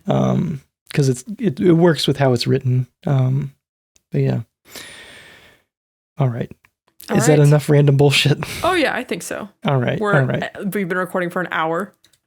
That's typical. Yeah. All right, let's get into some background information for the topic of the show, which maybe has not even been brought up once yet. Resident Evil Degeneration. Released on October 17th, 2008. It is the first full-length animated film in the Resident Evil series. I believe that the live-action ones came out before this. Yes, that sounds right. Yeah. So the difference between those and this is that these are actually fully canon. And this film specifically takes place in between the events of RE4 and RE5. Kind of acts as like it maybe provides some relevant setup for RE5. I have to assume that anyone who played RE5 without watching this was completely fine, though, if I had to guess. And yeah, all right. Critically, the movie came out receiving a pretty, It was whatever. Pretty meh across the board, like 8s, not 8s, like 6s, 5s type scores, Some criticized the animation, some criticized the predictable narrative, some appreciated the like bridging aspect of leading from 4 to 5, with like the shift in focus for the series, I guess, shifting more towards this like, hey, we're scared of global bioterrorism. That's kind of like, I think RE5 and maybe 6. I don't know. We're speaking about a series that we've only played 4, I think, both of us. You might have played 2. Is that right? No, you've played a few Resident Evil games. Let's get into this. I've played 1, the remake of 2, 4, and I think that's it. I've only played 4 and 4 remake. Okay. Which in my head I was like sitting on this for a while. I'm like, I feel like I've played a lot of Resident Evil. Have I only played 4? I've only played 4 because I played 4 for the show, and before that I played 4 on Oculus Quest. Played the VR version of 4. Yeah. Which I still contest is maybe the best VR game that exists. It's just perfect. I wish that we had more of this shit. Like, just take old video games and put me in the video game. And then I played 4 Remake, which is awesome. I don't know which one I like 4 Remake more, but yeah. Although, actually, do I like 4 Remake more? This is not a Resident Evil 4 podcast anyway. I love the series. Haven't played much of it. Morgan, I assume that we're in agreement on this. That you haven't played much of it, but you love it? I was going to say that you love it despite not having played a majority of the series. Yes. No, that's correct. Sorry, go ahead. I was going to say, are you like interested in diving into like the later stuff? Or I know that some of it's probably like, yeah, not this. Like, I assume you're not interested in 7 and 8. Or maybe you are. Yeah, I don't know. I don't know what it is. I think I've talked about this before. I really like the setup of 1 and like the confusing as fuck map. Mm-hmm. And 2 kind of does a similar thing, and I really like that. 4 was okay. I don't know. Yeah, I'm just not interested in. I mean, I'm not interested. I don't know. I don't know how I feel about 7 and 8. The slower paced, like resource managey stuff, because like I would say that like 1 and 2 are like, they're not 4 is bombastic. 4 is like an action game. Yeah.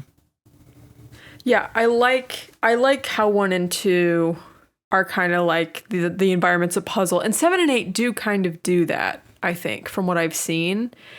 It's just that the type of like scariness, I guess, is maybe a little different, because like 7 has some jump scares in it, and it has like, I don't know, and like the jump scares are more like scripted rather than emergent, whereas in 2 it's like emergent because you have Mr. X running around after you, and like, I don't know, yeah, so I just kind of like I don't know, I just like the older stuff better for whatever reason. I think that's there's something that is really scary about 7 and 8 to me. Yeah. Maybe it's the first person of it all. I think that's part of it that makes it a little bit too intense for me. Yeah, it's also maybe just intentionally more scary. Yeah. I don't know. Well, also it looks, well, I can't really say that because the 2 remake is also looks good. Great visually, but like it's easier for me to handle like Resident Evil 1 because it's like not so hyper realistic looking. Maybe, I don't know. It is. Resident Evil 1 is also on my list of games I want to talk about. Yes, same. I think that'd be a good one. The whole series, I feel like the whole series is like ripe for the picking in some way. Well, like not the whole series, but everything like before 7. I'm like, yeah. Yeah.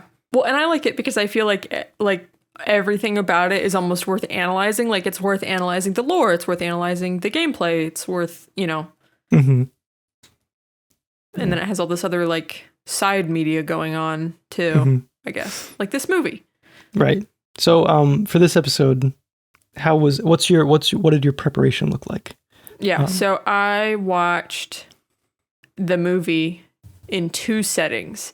I feel like I was almost paying too much attention and trying too hard to like keep my critical thoughts and like take notes and like focus, that I kind of got lost in the sauce and missed some very basic plot stuff, or maybe it was confusingly delivered. I don't know.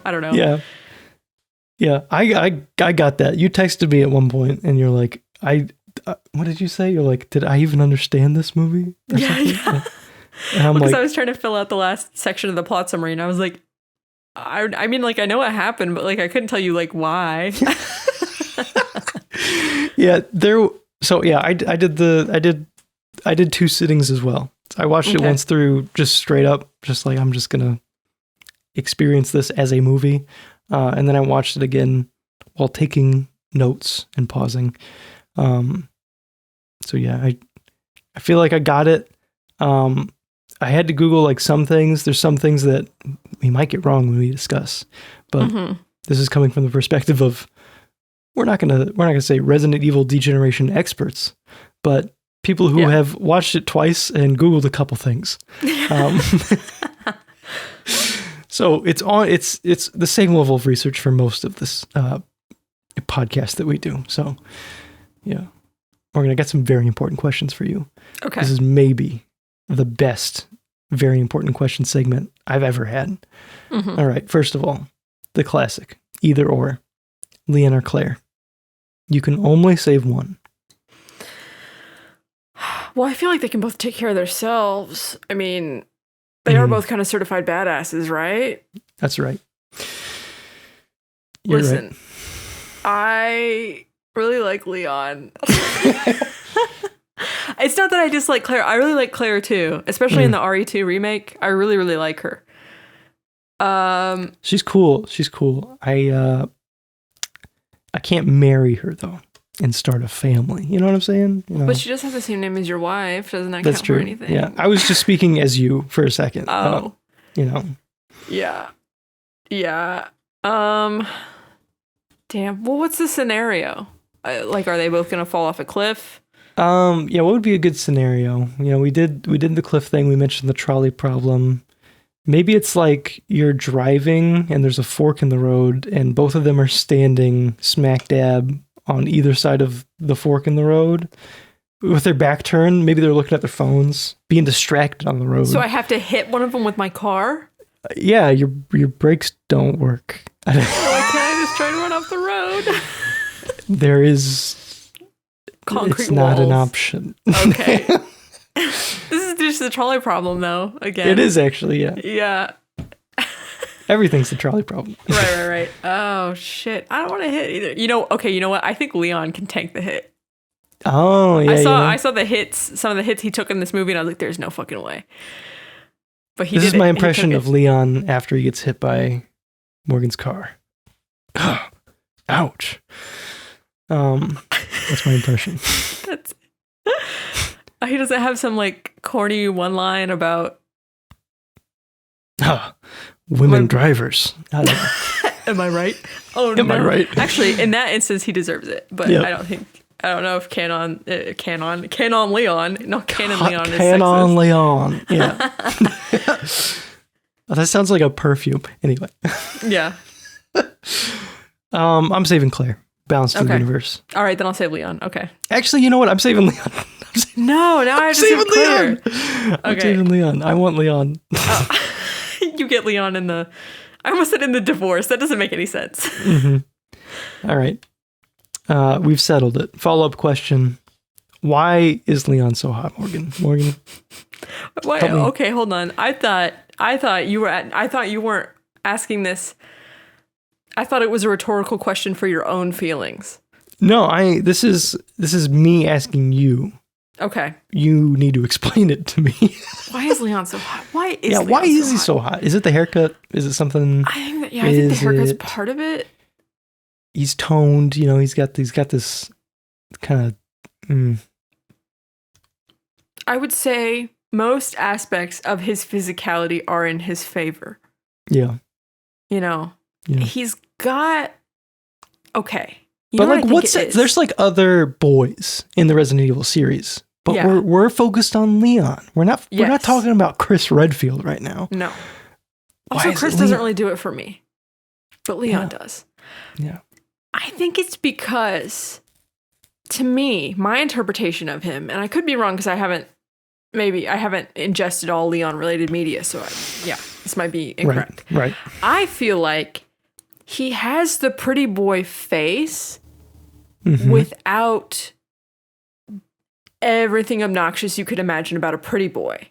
Like the twig arms, Well, kind of. Well, I guess I'm talking more about like personality, I would say. Dumb as a box of rocks, yeah. But he's not like, he's not full of himself. Hey, don't get into my next question.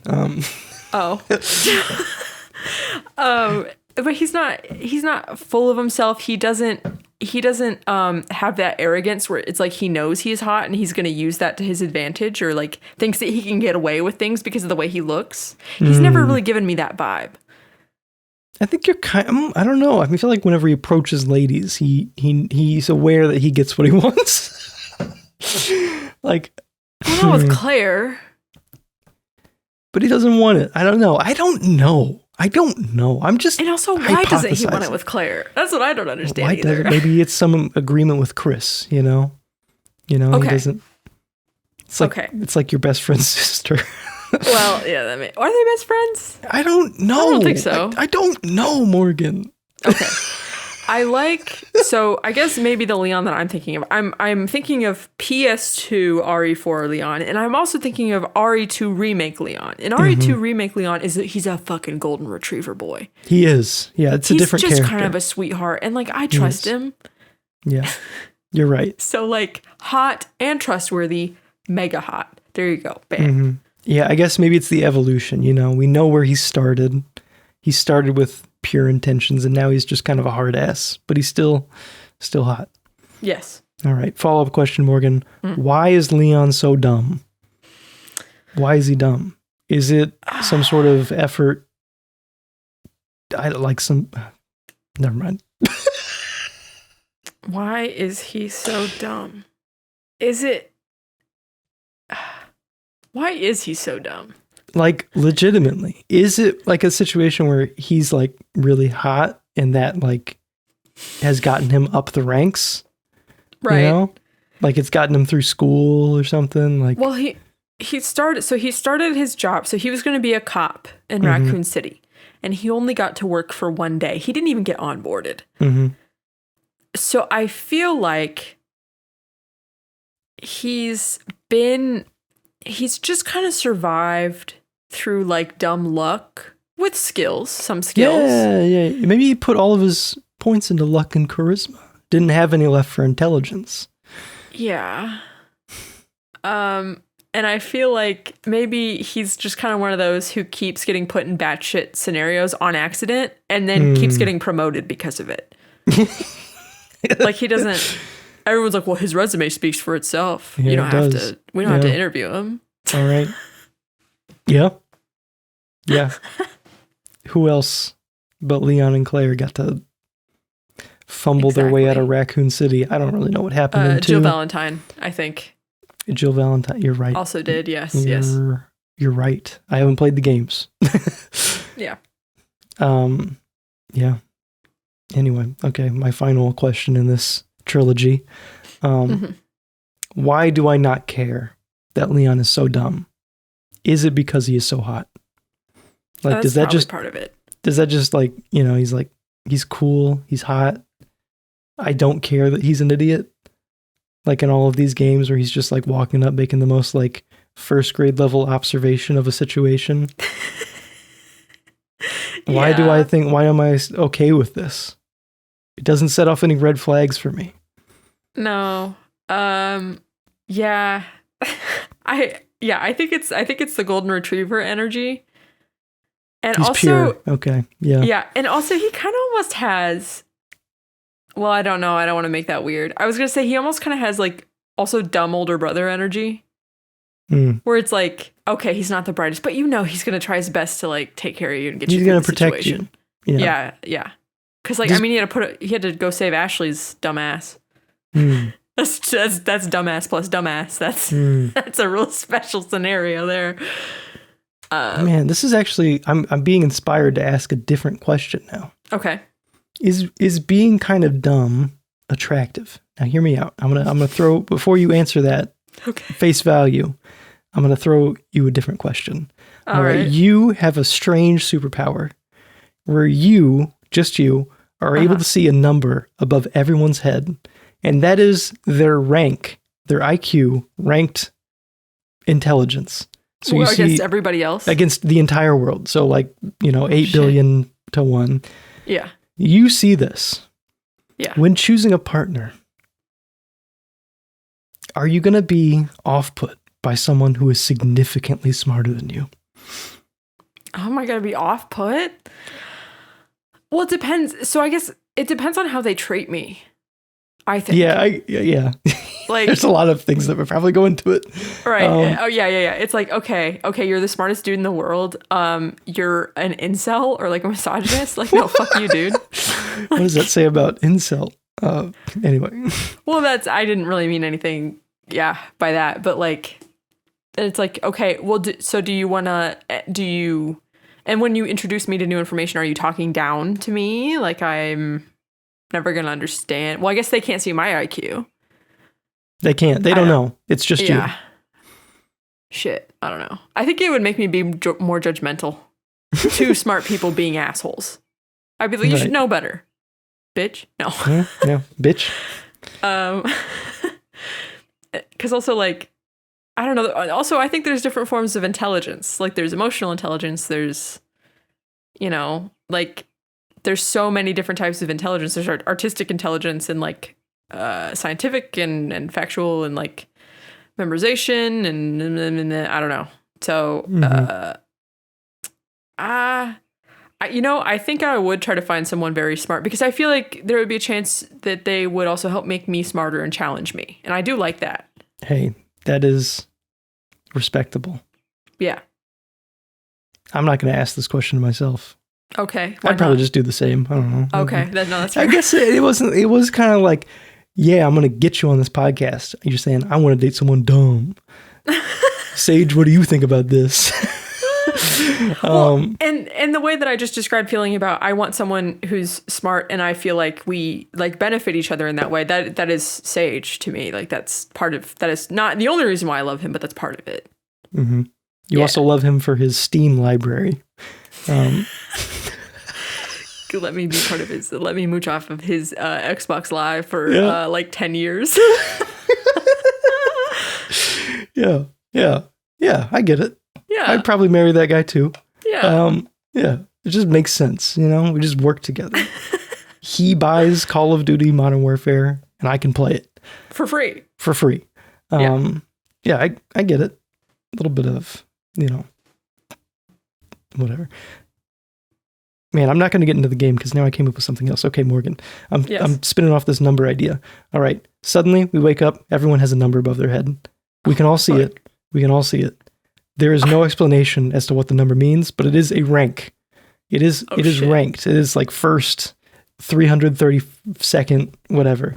It is a clear ranking. Yeah. What happens to the world? How do we restructure? Is there new religions being formed around what these numbers mean? Do we immediately put into power like the people who have like 100 or below? Like, yes. Okay. What I foresee happening, everybody is going to get on TikTok. They're going to get on YouTube Shorts. They're going to be on Twitter. They're going to be on Instagram Reels. Everyone's going to be on Reddit. They're going to be they're all going to be making stupid short form content, trying different things to see what affects the number. Oh, yeah, yeah. I guess it would update. They're going to start fucking adding effects and photoshopping the goddamn number. Wait, can the cameras pick up on the number? Hold on. Yeah, it's just there. Cameras can see it. You can see it no matter what. Mm-hmm. We're not doing like vampire rules or something. Cameras can see it. Well, then people are going to start editing it in post and be like, "Oh, the number changes when you do this," and we're all going to start lying to each other. And then they're going to make a big like YouTube face in the thumbnail, like, "Oh." Yeah, it's going to be disinformation chaos. It's going to be pure batshit chaos. I feel like, and okay, follow-up question then. In the course of this, do you think is there actually an answer to the number that we can physically prove? Or I mean, we can have scientific theories, I mean, we can get as close to proof as we can with anything.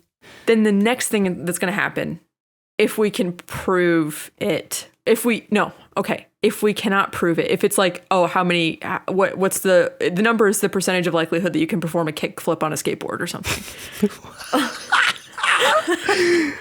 Like, let's say it's not something like that. It's not something you can like easily prove. We're not going to figure it out for like a century or two. Then we're going to start doing, it's going to become like a religious thing or like a horoscope, like a astrology thing. PCs are known to have this range of numbers above their head. And if you have to buy my supercharged crystals to keep your number in an optimal category for you. Like, I don't know. It's going to get real weird. I'm just imagining like Virginia Tech, they're running experiments. They're throwing like bricks at people's heads. Like the number dropped. Yeah. Every time we throw a brick at someone's head, the number drops. Okay. And subsequently, everyone else's number goes up. What the fuck? Are there any animals that also, do chimps have the number? Do chimps have the number? No. Okay. Too complicated. Humans. Too complicated. Okay. Also, how insulting would it be? What if one chimp suddenly did get a number? Oh, that'd be scary. That'd be like when Caesar talks for the first time. Yeah. No. Oh, then they're going to start making movies about the numbers and what the numbers mean. Yeah. And then, and then it's going to be like there's a chip with a number. And then also, yeah. It'd be so distracting for every movie. Just have numbers above everyone's head. Okay. Oh, no. I know I can see where this is going. I was going to say, do you think our fixation on the number is going to make other aspects of racism go down? No, actually, I don't think that would happen. I think we would try to correlate number to race. I think there's a lot of shitty people. Well, when I say we, not us, but I mean like a lot of shitty people would try to do that. I can't see this being a good thing. It could be the new racism, though. Yeah. I can't see this being a good thing. I think you should nix the whole number. God, if you're out there. God, if you're listening. Please don't. Well, that was very important questions. All right, Morgan. Let's get into the actual meat and potatoes of this episode. Okay. And recap the story. How do you feel about me going through? I'll do the black text for the parts that I wrote, so through the airport. Okay. And I'll let you do the black text for the rest, and I will interject. And you can interject. We will both interject. Okay. As natural. All right. So first off, when we start the movie, there's all those logos and splash screens.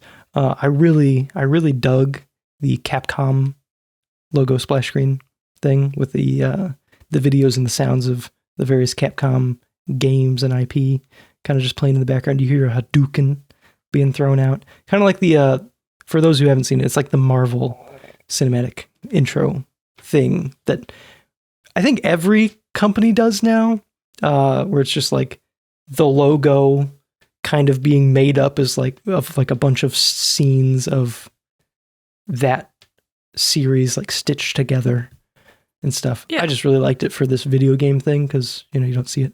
Although I guess you do see it. A lot of Sony stuff has this now. Anyway, I have no idea how many movies they made and how many times they got to use this, but it was cool for this movie. Yes, I agree. All right. So the actual movie itself starts off with a compilation of news clips covering the events post Raccoon City. So the events of 2 and 3, or Resident Evil 2 and 3.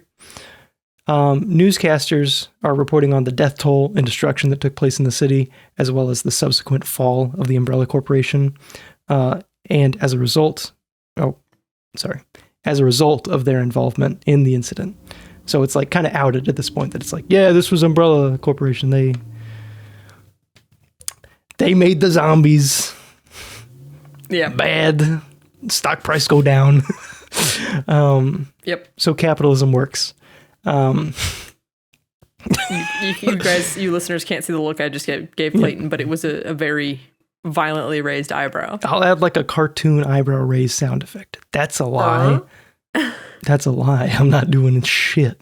So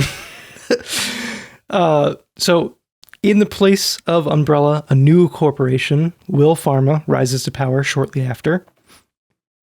No qualms there, except there is qualms. Everyone's like, what the fuck? These people are sketchy as hell. So there's a lot of protests from the general public, as well as a organization called TerraSave, which is a humanitarian group working to support bioterrorism victims and prevent. Yeah, they're supporting bioterrorism. Yeah. Bioterrorism, and to help people who suffer from the outbreaks and stuff. So I don't know like what the equivalent to them is in like the real world. Like what is a humanitarian organization that's like against disease? WHO? Like Red Cross? Red Cross maybe more likely? Yeah, that sounds more like okay. Like anyway, so in this like compilation, we're introduced to two important characters in the story. We're introduced to Senator Ron Davis, who is a supporter of Will Pharma. He a bad guy. Surprise. And Dr. Curtis Miller, who we don't know. He's mysterious at this moment. He's being arrested in a news clip for being like too much of an extremist against Will Pharma and stuff like that. And his hair is just too beautiful. It's crazy. He has beautiful. Luscious, long, beautiful locks. Which I feel like, dark and mysterious. That's what he is. Anyway, so a lot of information being like thrown at us, scattered in these first 2 minutes. I gotta be honest, when I watched it for the first time, struggled to process it. Did you also feel confused, Morgan? So my problem was I was watching this like opening of the thing, and I was like, oh, they're giving world building through news clips. That's really cool. And as I was thinking this, I was not absorbing anything the news clips were telling me. So, I think I remember, and I don't know, a point of like confusion that I had, which I knew about the Umbrella stuff. I was like, okay, yeah, they're shut down. That makes sense. So everyone is pissed at Will Pharma because did they start doing things in like another country? They did things in India, yeah. And I remember there being like photographic evidence flashing on the screen of like people who looked kind of zombified, possibly as a result of their experimentation. So I was like, oh, they're developing another zombie virus. And I don't know if that's what TerraSave themselves believed, or if they were just against, like, we should not be toying with these viral things at all. I think they were fucking around with the T virus. Okay. To develop a vaccine. I think that's my understanding. Right. But you would think that a vaccine sounds good. So I was a little But I think confused. people just are maybe hesitant in this world to trust these big corporations messing around with this stuff. Well, yeah, also when they said that they were making a vaccine, I was like, there's no fucking way. There's no way. I was like, they're not making a vaccine. They ain't making shit. Yeah. Not to say real vaccines are important. Get vaccinated. I will say that. Anyway, we're talking about fake Resident Evil. In RE, in the Resident Evil universe, I'm an anti-vaxxer. Well, I am... Whatever. Anyway. Oh, yeah. Leon Kennedy, notable anti-vaxxer. Oh, no. He's less hot to me now. Oh, yeah. He just tanked. I was going to say, so you brought up the news clips for world building. I was also like, oh, that's neat. And then I'm like, wait, things do this a lot. Like, for some reason, watching this, I'm like, wow, this is really a thing, isn't it? Like, we do this. Like, Last of Us has like a little bit of this after their actual intro. Yeah. So I was like, and I'm playing that concurrently. So I was like, oh, same. Well, it's like, is the fact that everything does it a lot, is that a bad thing? Or is it that it's just kind of effective? And so I think it's just fine. Kind of like an easy thing. Yeah. Yeah. I mean, it's like, whatever. I don't know. Okay. There's only 7 stories or whatever, so it's fine. All right. So moving on from the opening, we're met with a establishing shot of the outside of the Harvardville airport, where protesters who are opposed to Will Pharma await the arrival of Senator Ron Davis. At that same airport, TerraSave representative Claire Redfield is arriving to join the protest, parentheses, I think. I don't actually remember why she was there. She might have been there for like a more legitimate reason than the protest, just like standing out there picket signing, but yeah, I don't know. I got so confused because she shows up and it's like, oh my God, it's Claire. That's exciting. And then she walks up to this lady whose name I don't know. I'm so sorry. And the kid, Rainey? Yes, Rainey. Yeah. Yeah. And they're talking, and I think the lady said something like, oh, how's your boyfriend? Or something. Mm-hmm. And then Claire's like, oh, I've been busy, keeping me busy. And she's like, haha, you mean work, don't you? I don't know. The dialogue confused me. I was like, what? Do you have a boyfriend? Or what? I think she doesn't have a boyfriend. I think it was a joke that she's spending all this time writing she's a workaholic. She's a workaholic and doesn't have a boyfriend. Got it. Women can't be workaholics. They got to have boyfriends. Oh, yeah. I think that's the message. That's the message. Don't kill me. I was not saying that. Okay. Me, Clayton, right. host of this podcast, was not saying anything. I don't say shit about women ever. I've never even talked to a woman in person, only on this podcast. Oh, okay. Your wife? Okay, I'm done. Don't even talk to her. I'm done. Morgan, save me. All right. No, I was gonna say. So, but I don't understand. I don't understand why Rainey and her mother / caretaker aunt lady are even here. I don't know. I don't know what they're doing here, but they're here. Yeah, it was her aunt, but I don't know what they're doing there. Sorry. I think they both work for TerraSave, and I believe that was maybe something. I think that her aunt was picking her up. Maybe. They're not that important to the story, so they really aren't. No. But anyway, okay. So after this little scene with Claire, there's a cutaway to a plane mid-flight. And on board, we see that there is a man who is suffering from early stages of an infection, like the T virus, I believe. Yeah, it's the T virus. And he's talking to the flight attendant, and he states that it's urgent that he reaches Frederick Downing from Will Pharma. We don't know who this is at this point, but we cut back to Claire, who's striking up a conversation with a man who is Frederick Downing. You know, it's just him. It's him. You can tell that he's an important character because his face has more detail. And he has the most whack-ass fake British accent. Oh, yeah. The second he opened his mouth, I started laughing. I don't think I can do an impression, but it's like, oh, hello. Americans. That was so bad. That was so bad. That's not actually what he sounded like, no. I mean, it was better than that, but like, I was like, you. You. Definitely that's what British they add to the letters and add to the words and fuck it. Fuck me. That joke, I like tripped over myself trying to make that joke. It's okay. Take your time. I can edit this podcast. Right. I'm not going to though. Fuck it. Okay. In the UK, they spell things with a U. That was the joke. All right. You really thought it was funny, didn't you? Okay. So, back at the airport, Claire's talking to this dude.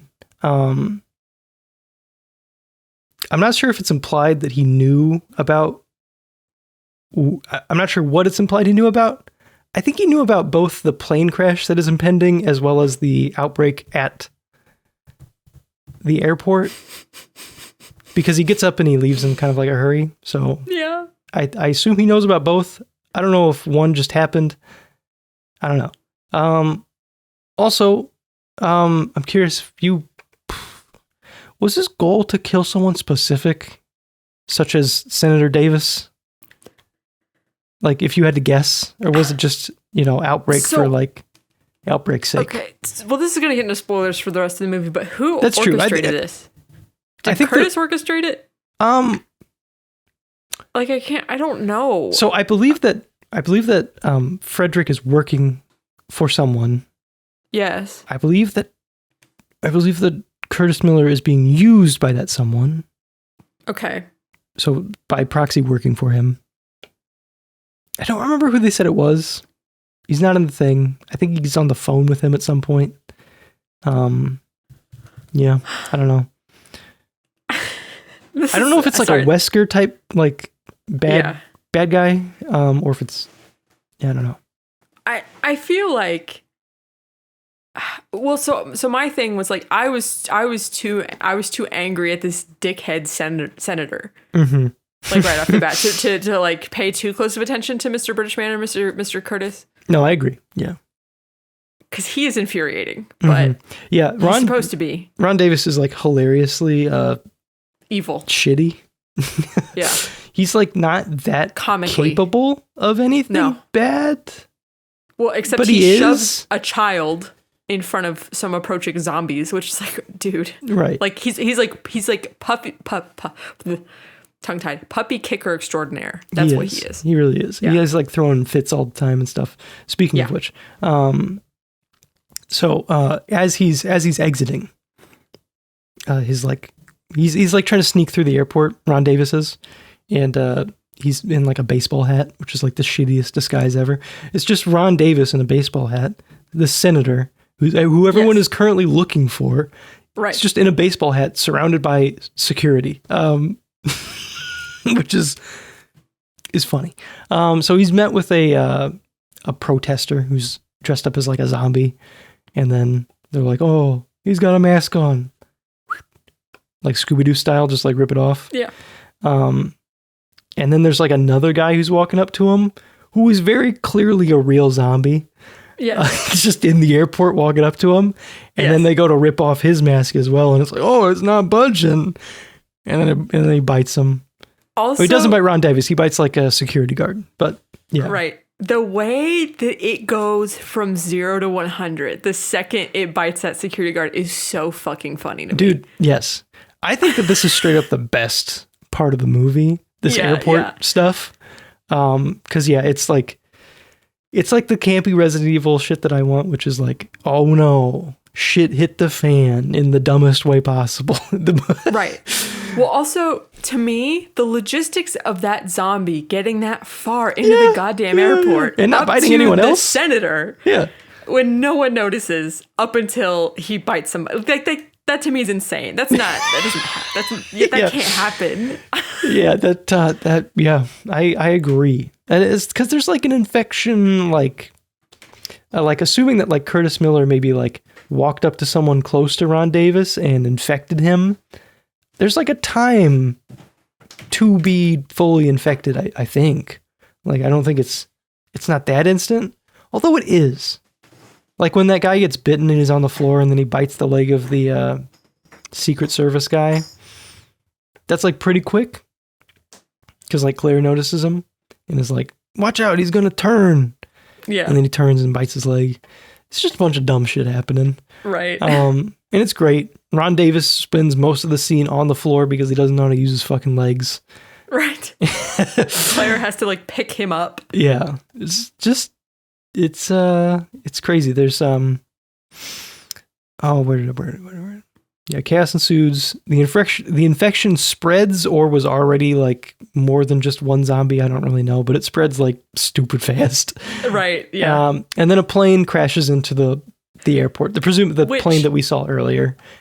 In which I had like kind of forgotten about the dude that's getting sick on the plane. Right, me too. So it's like people running around screaming, and then all of a sudden a plane is crashing into the airport. I'm like, who the fuck is driving the plane? A zombie? Like a zombie? And then the plane like comes barreling into the airport, destroys everything. The door pops open and the zombie falls out and just eats shit. Yeah, and they just like walk out, so don't brace themselves at all, just ragdoll, just yeah, just one after another.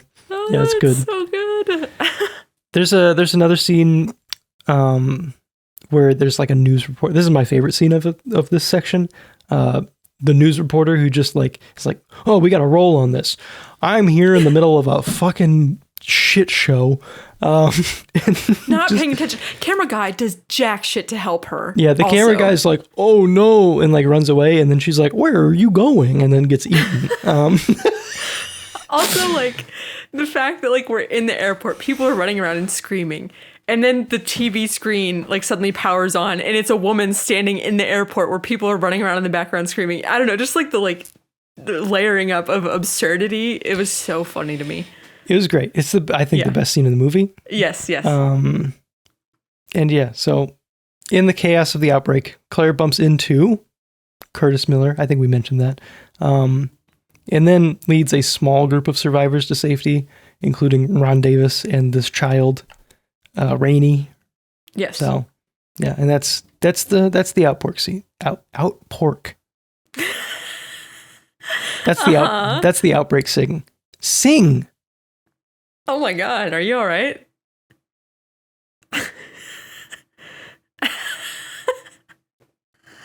It's okay. Oh, come on. It's fine. Oh, he's leaving. Oh, never mind. Yeah, that's the outbreak scene. Mm-hmm. All right. Before we get into this, no, I'll read this one too, and then I'll let you do the pharma thing. I'm gonna get some water. Secondly, it is 8:30. And we do. I think we can get through this. You think we can get through the whole thing? Yeah. All right. I'm gonna get some water real quick because I'm dying. Okay. I feel like there is a fun. Yeah, I'm good. There's like a fun. I don't know. Like, there's a noticeable increase in delirium from me as a podcast progresses, as I get closer and closer to heat stroke. Oh no. Yeah. Anyway, so okay. The next chunk I got here is the airport rescue. So, due to the severity of the event and the seriousness of this rescue operation, the government decides to send their hottest operative, Leon S. Kennedy. He's the only man for the job. Yes. And Leon recruits 2 members of a special response team to join him on the mission. Angela Miller. Whom could this be related to? I don't know if they probably don't straight up call her Angela Miller this quickly. They probably saved that reveal for later. But yeah, and Greg, last name of no significance to the plot. So what do you think of the return of Leon? He's a little bit different than he is in, I don't know, he seems like more of a hard ass right now. And the 2 squad members that he's rolling with. I thought the squad members were hilariously inept. It's like you are special response team people and you seem like you have no training for stressful situations, judging by how you're reacting to everything and disobeying orders. Oh my God. Yeah. And like, what, like, who are you clowns? How did you get here? Also, like, they're dealing with this zombie threat. And it's like they don't know anything about like the most basic ass rules about them. Like they're just like they get to a scene where there's like Angela like pointing her gun at someone and she's like, stop right there. It's just very clearly a zombie. Or like trying to help a zombie, like, and Leon's like, no. And then she's like, what are you doing? I'm trying to help this man who was just trying to bite me. Also, like, there's points where they're like trying to like check rooms, clear rooms or whatever. And then Greg gets like way too hype about it and just starts mowing down, like emptying his gun of bullets and like screaming and is like getting hype about it. And it's like, brother, like keep your lid on. What the hell? Yeah. And there's like a lot of tension between Greg and Leon, which is whatever. I don't really. I guess that's Greg's character is that he's like, oh, I don't like this Leon dude. Tell me what to do. Which it's weird to be in a special response team and have a problem with authority. Yeah, it is. Like again, like how did you get here if you're so inept? Yeah. What does this guy know? Yeah. He saved the president's daughter by himself in some foreign land. Right. And survived Raccoon City. He survived Raccoon City too. Yeah. I've done cool shit too. I'm Greg. Last name of no significance to the plot. But yeah, so they go on this rescue operation, and we see that they're super inept. We see Greg's obnoxious, all this shit. While I was watching this, I was like, so Greg and Angela were gearing up to go on like a rescue mission without this Leon character, I think. Like in their mind, they're just like, yeah, it's just going to be us. I would have loved to have seen that based on how It would be so bad. It's just like the actual special response team, because Leon walks in, he's like, I don't need all these people, I just need these two guys. Which he's right, because honestly, he didn't need anybody. I don't know what the fuck I'm talking about. He didn't need anybody. No. Yeah. Like even those two just made things more complicated. Correct. But yeah, I would have loved to have seen a group of like 15 of these idiots just walking in. Oh my God. They would have died. They would have lost 3 people to the first zombie. Guaranteed. Yeah. They would have found a zombie laying on the floor and tried to give it CPR, and then... And then it, bites one, and then he's like, oh my God, he bit him. Oh, help him. And then he bites the other guy. And he's like, stop right there, I'm going to shoot you. And then he bites him. Yeah. It would have been great. I could have played like the Benny Hill music over it or something. Yes. So anyway, the rescue team reaches their survivors, and they come up with an escape plan. Although real quick before this, I didn't write this down because I was like, it's kind of weird to explain, but I thought it was funny. It's sticking with me. So there's a scene where we see just the survivors like held up in a room, and Claire's like, I hear somebody. I got to go save them. And then Ronnie comes up to him, and it's like, Claire, no, you're going to leave. Just like my mom and dad who left me. They never came back. They said they were going to. And then it's just like a really like forced, like, oh, this is Ronnie's backstory. Right. Don't you care about this child other than the fact that she's like a slightly uncanny looking, kind of cute child? Yeah, weird child. Also, right. After this, she's not in the movie. She just, we don't need her backstory. She has no bearing on the movie whatsoever. One thing about Resident Evil, they love to put children in danger. Yeah, they do. Which I guess is... They love a little girly in danger. Mm-hmm. Ashley, kidnapped. She's a big girl. There's a small child in Resident Evil 2. Don't remember her name. Yeah, I don't remember her name either. In danger. Yeah. That's what Claire does. She gets saddled up with little kids in danger. Yes. Babysitter. She's a babysitter. So yeah, we meet up with them. The team meet up together. There's another funny scene that I thought, which was Senator Davis going up to Leon and being like, well, do you at least have a plan for how we're going to escape? And Leon just in his deadpan voice goes, we're going to run across the lobby. And I just thought that was really funny. Like, simple, straight to the point. I like it. Yeah, we're going to run across the lobby. What? There's so many problems with that. How about the way you just came, maybe? Yeah. That you cleared out.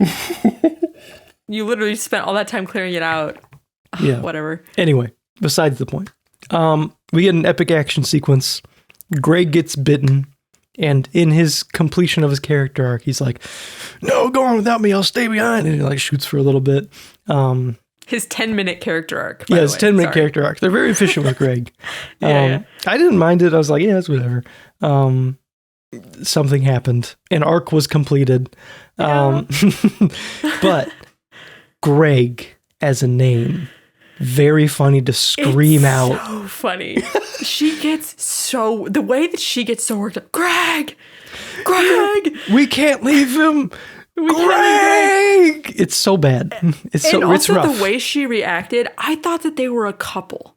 Yeah, me too. Kind of. Maybe I was reading that internet wrong. I thought that, and the way that he was like kind of like jealous of Leon a little bit, I was like, okay, he has like a weird, like there's like a weird dynamic going on here.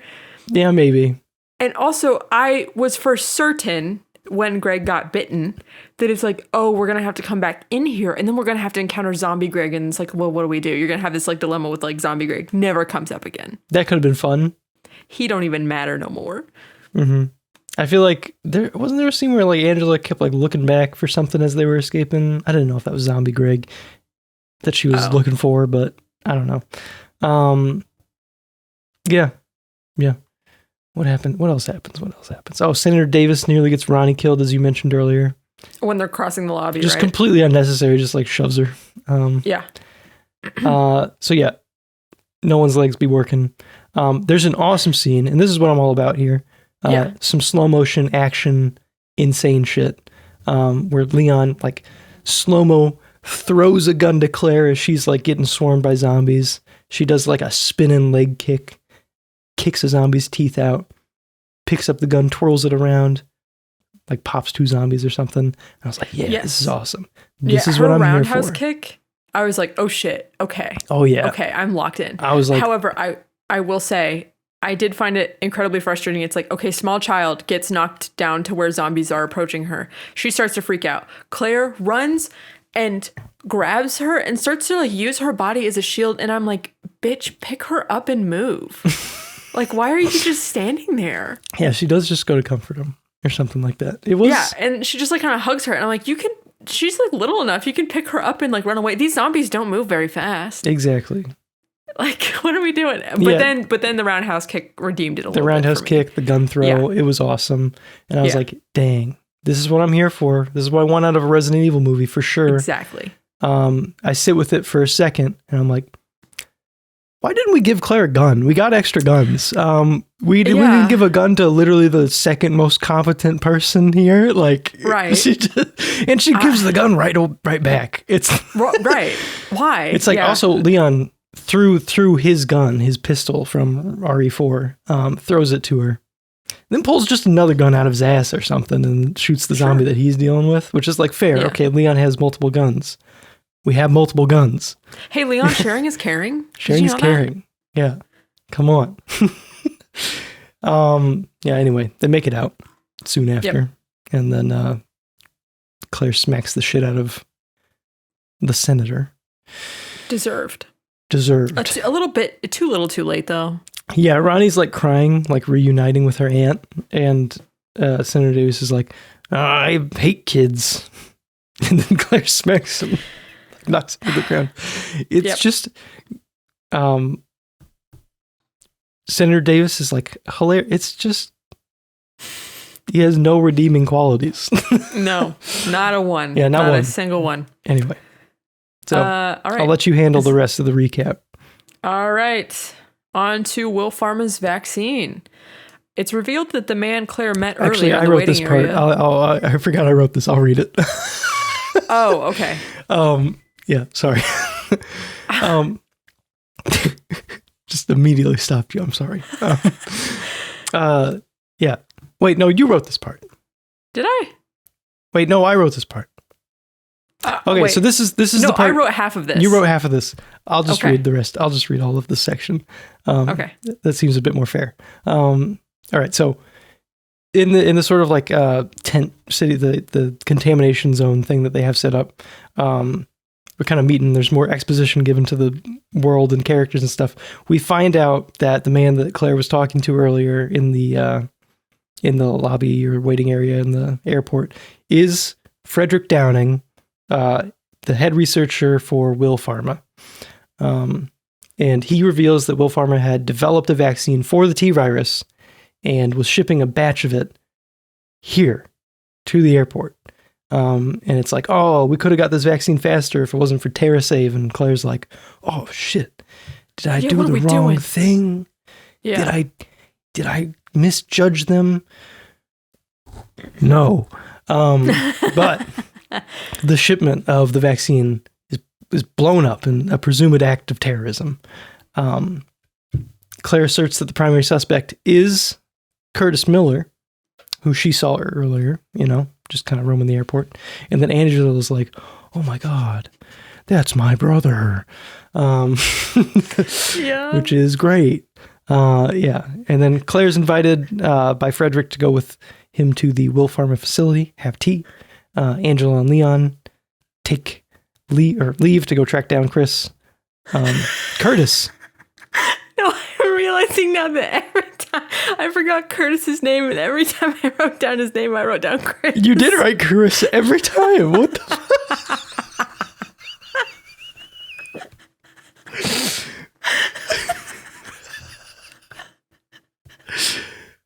Yeah, I'm looking at the whole doc. It's just Chris does this. Chris is a major character. I mean, Curtis is a major character in this movie. I'm crying. So Curtis / Chris, right, goes to track him down, and Curtis is at his home, I think, not. Yes. Yeah, it's his home. He's like looking at some pictures of his family, and then he burns his house down and leaves. I assume to erase evidence or misdirect that he's dead type thing. Well, you also see him looking at, he has like some blueprints on the wall too, that you get a glimpse of, and it's a big circular structure. I wonder what that could be. And then we see his family, and then he turns the picture frames away and then steps out the door. I think pours some gasoline, steps out the door, and sets everything on fire. In like the most shitty CG fire that I've ever seen. Yeah, it's like a 2D. It is. It looks like a 2D image. Effect. It's like a sprite. Yeah. All right. I'll let you handle this final section. Okay. Do you want me to? Because I listen. My notes not as professional and well put together as yours. Oh, I thank you. But we'll see where they go. Yeah. Freestyle it for me. I'll interject as needed. I'll raise my hand. Okay. So Frederick and Claire pull up to the Will Pharma facility. He's invited. Okay. One of the things that kind of weirded me out was so Frederick is like getting ready to leave the airport. He's like, oh, I can go get the samples from my facility and to help with whatever's happening. And then Claire's like, can I come? And he's like, no. And she's like, can. And he's like, well, what about tea? And I'm like, are you asking her out? Like, I don't know. Yeah. They had like a weird thing going on there. I didn't get that. I was at first I was like, I also missed that he didn't want her to come, which I was like, that makes sense. But she does end up coming. And I'm like, was this a ploy? Too much of a fight. No, he doesn't. I'm like, is this like a ploy to like get her killed in like the events that take place at this facility? I don't really know. Anyway. And then, or is the senator like, you can't take her with you? I think so. Yeah. And then they leave, and then the senator's like, and like staring at the car, but like he doesn't look happy about it. And so I was like, okay, so he really didn't want her to go. And I'm like, well, maybe the senator isn't as evil as I thought. I don't know. It was weird. It was hard to tell. Anyway, so they get to the facility. They have this weird rigmarole at like the security center out front of the facility where Frederick tries to use his ID card to swipe in, and it doesn't work. But then he uses the master password to get in, and then that works. And I don't know what that was about. I don't know what that was trying to tell us. I missed that now part. that I think back on it. Yeah, I missed that part. I don't know what that implies. Okay.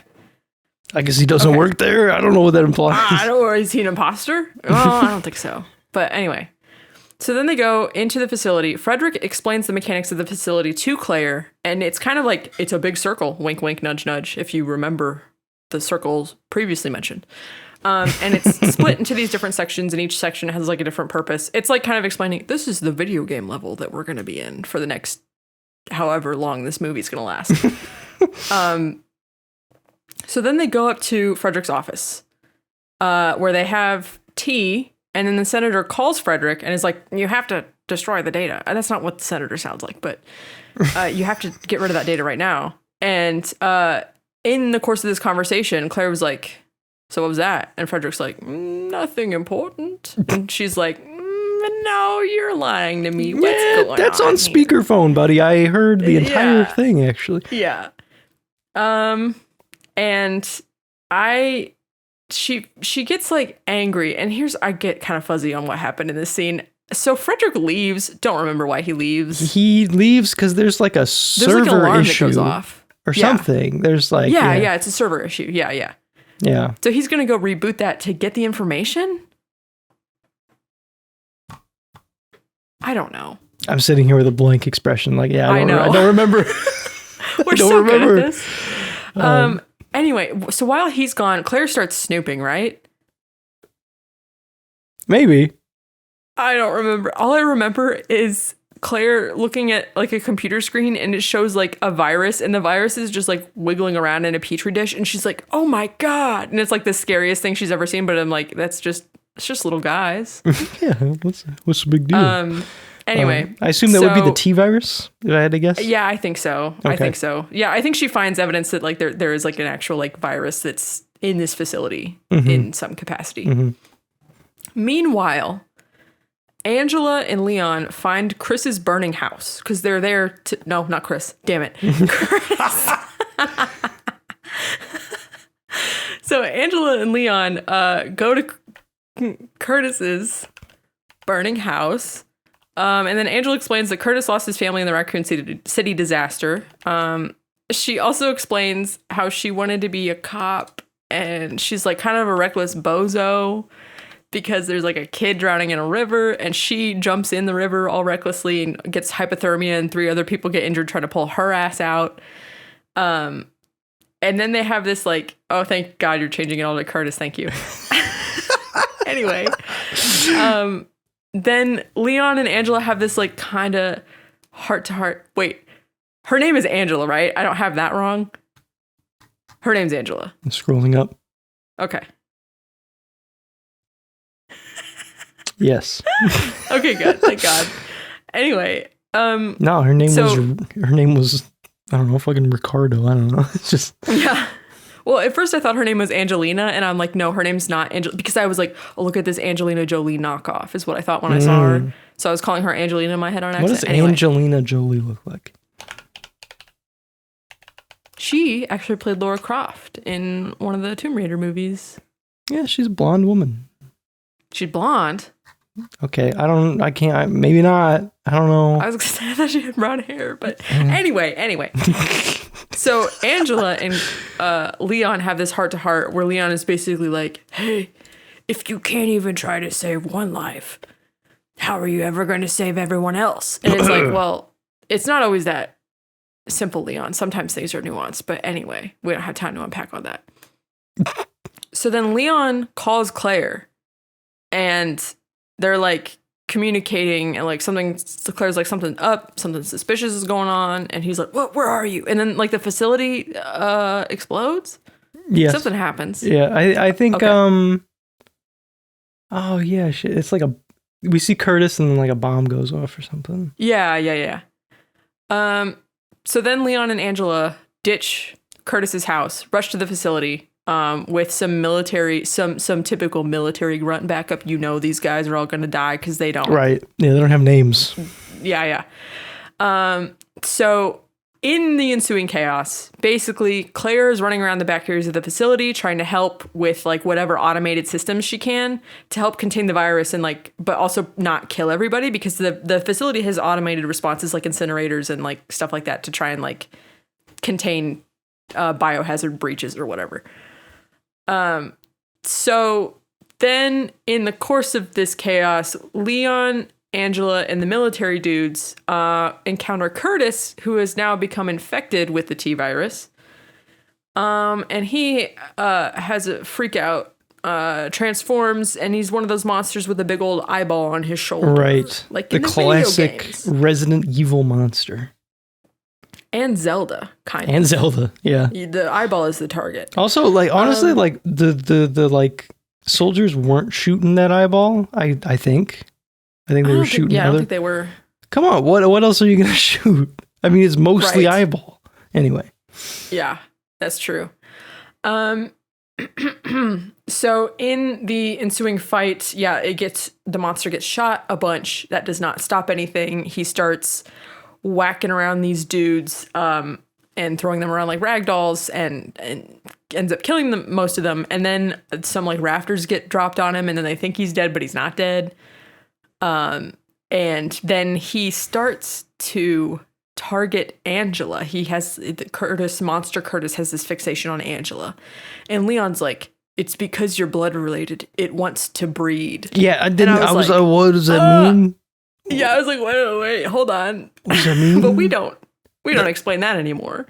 Is that how anything works? Yeah, I didn't understand that at all. Not even a little bit. No. So then Leon's like, you tell me you don't want to fuck your sister. Right. I don't know. It's like, yeah, we all want to do that, right? So then they have like some injured military dudes, and it's like, oh, we're going to try and like get everybody out of here. So they cram them in an elevator, and then the elevator starts going up. The monster attacks the elevator, throws it, and then the poor dudes get turned into blender mush. What was that? For him, reggae was a religious experience. Reggae was a religious experience? What the hell is that? Sorry, Claire, I didn't mean to do that. Why did that I just started fucking with the Bluetooth speaker because I'm a fidget monster. And I just took the audio from the audiobook she was listening to. What is Claire listening to? What was that? I don't know. All right. That's the glimpse we got. Okay. I just started like pressing the buttons. Okay. My hands are staying here for the rest of the podcast. Start fidgeting with an audio device while we are recording the podcast. I wasn't thinking. Okay. I wasn't thinking. No, that's fine. That's fine. Anyway, in the course of all this carnage, the facility's incinerator response to virus containment does pop off. Leon and Angela narrowly escape this by hurling themselves into some water that's nearby enough to dive into. I don't know. And while they're underwater, Leon starts making out with her. And I'm like, where the fuck did that come from? Was that mouth to mouth? Was she dying? No. It was kissing.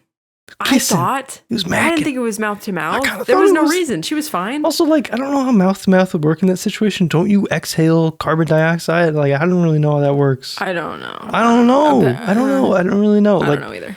It doesn't. I think if you inhale and then exhale it quickly enough, it's not all carbon dioxide. Like, there's enough oxygen to like sustain another person if you keep their lungs moving. Right, but you're both underwater. Yeah, so I don't know about that. I don't really know. No. Anyway, when the kiss happened, I scoffed and then I said, "Shut the fuck up, dude." Yeah, that sounds like a Morgan response. Yeah, that was my genuine reaction. I also was like, okay. I thought it was really noticeably funny. And then also the other notes that I had for this part, word for word. Okay, you know what? No.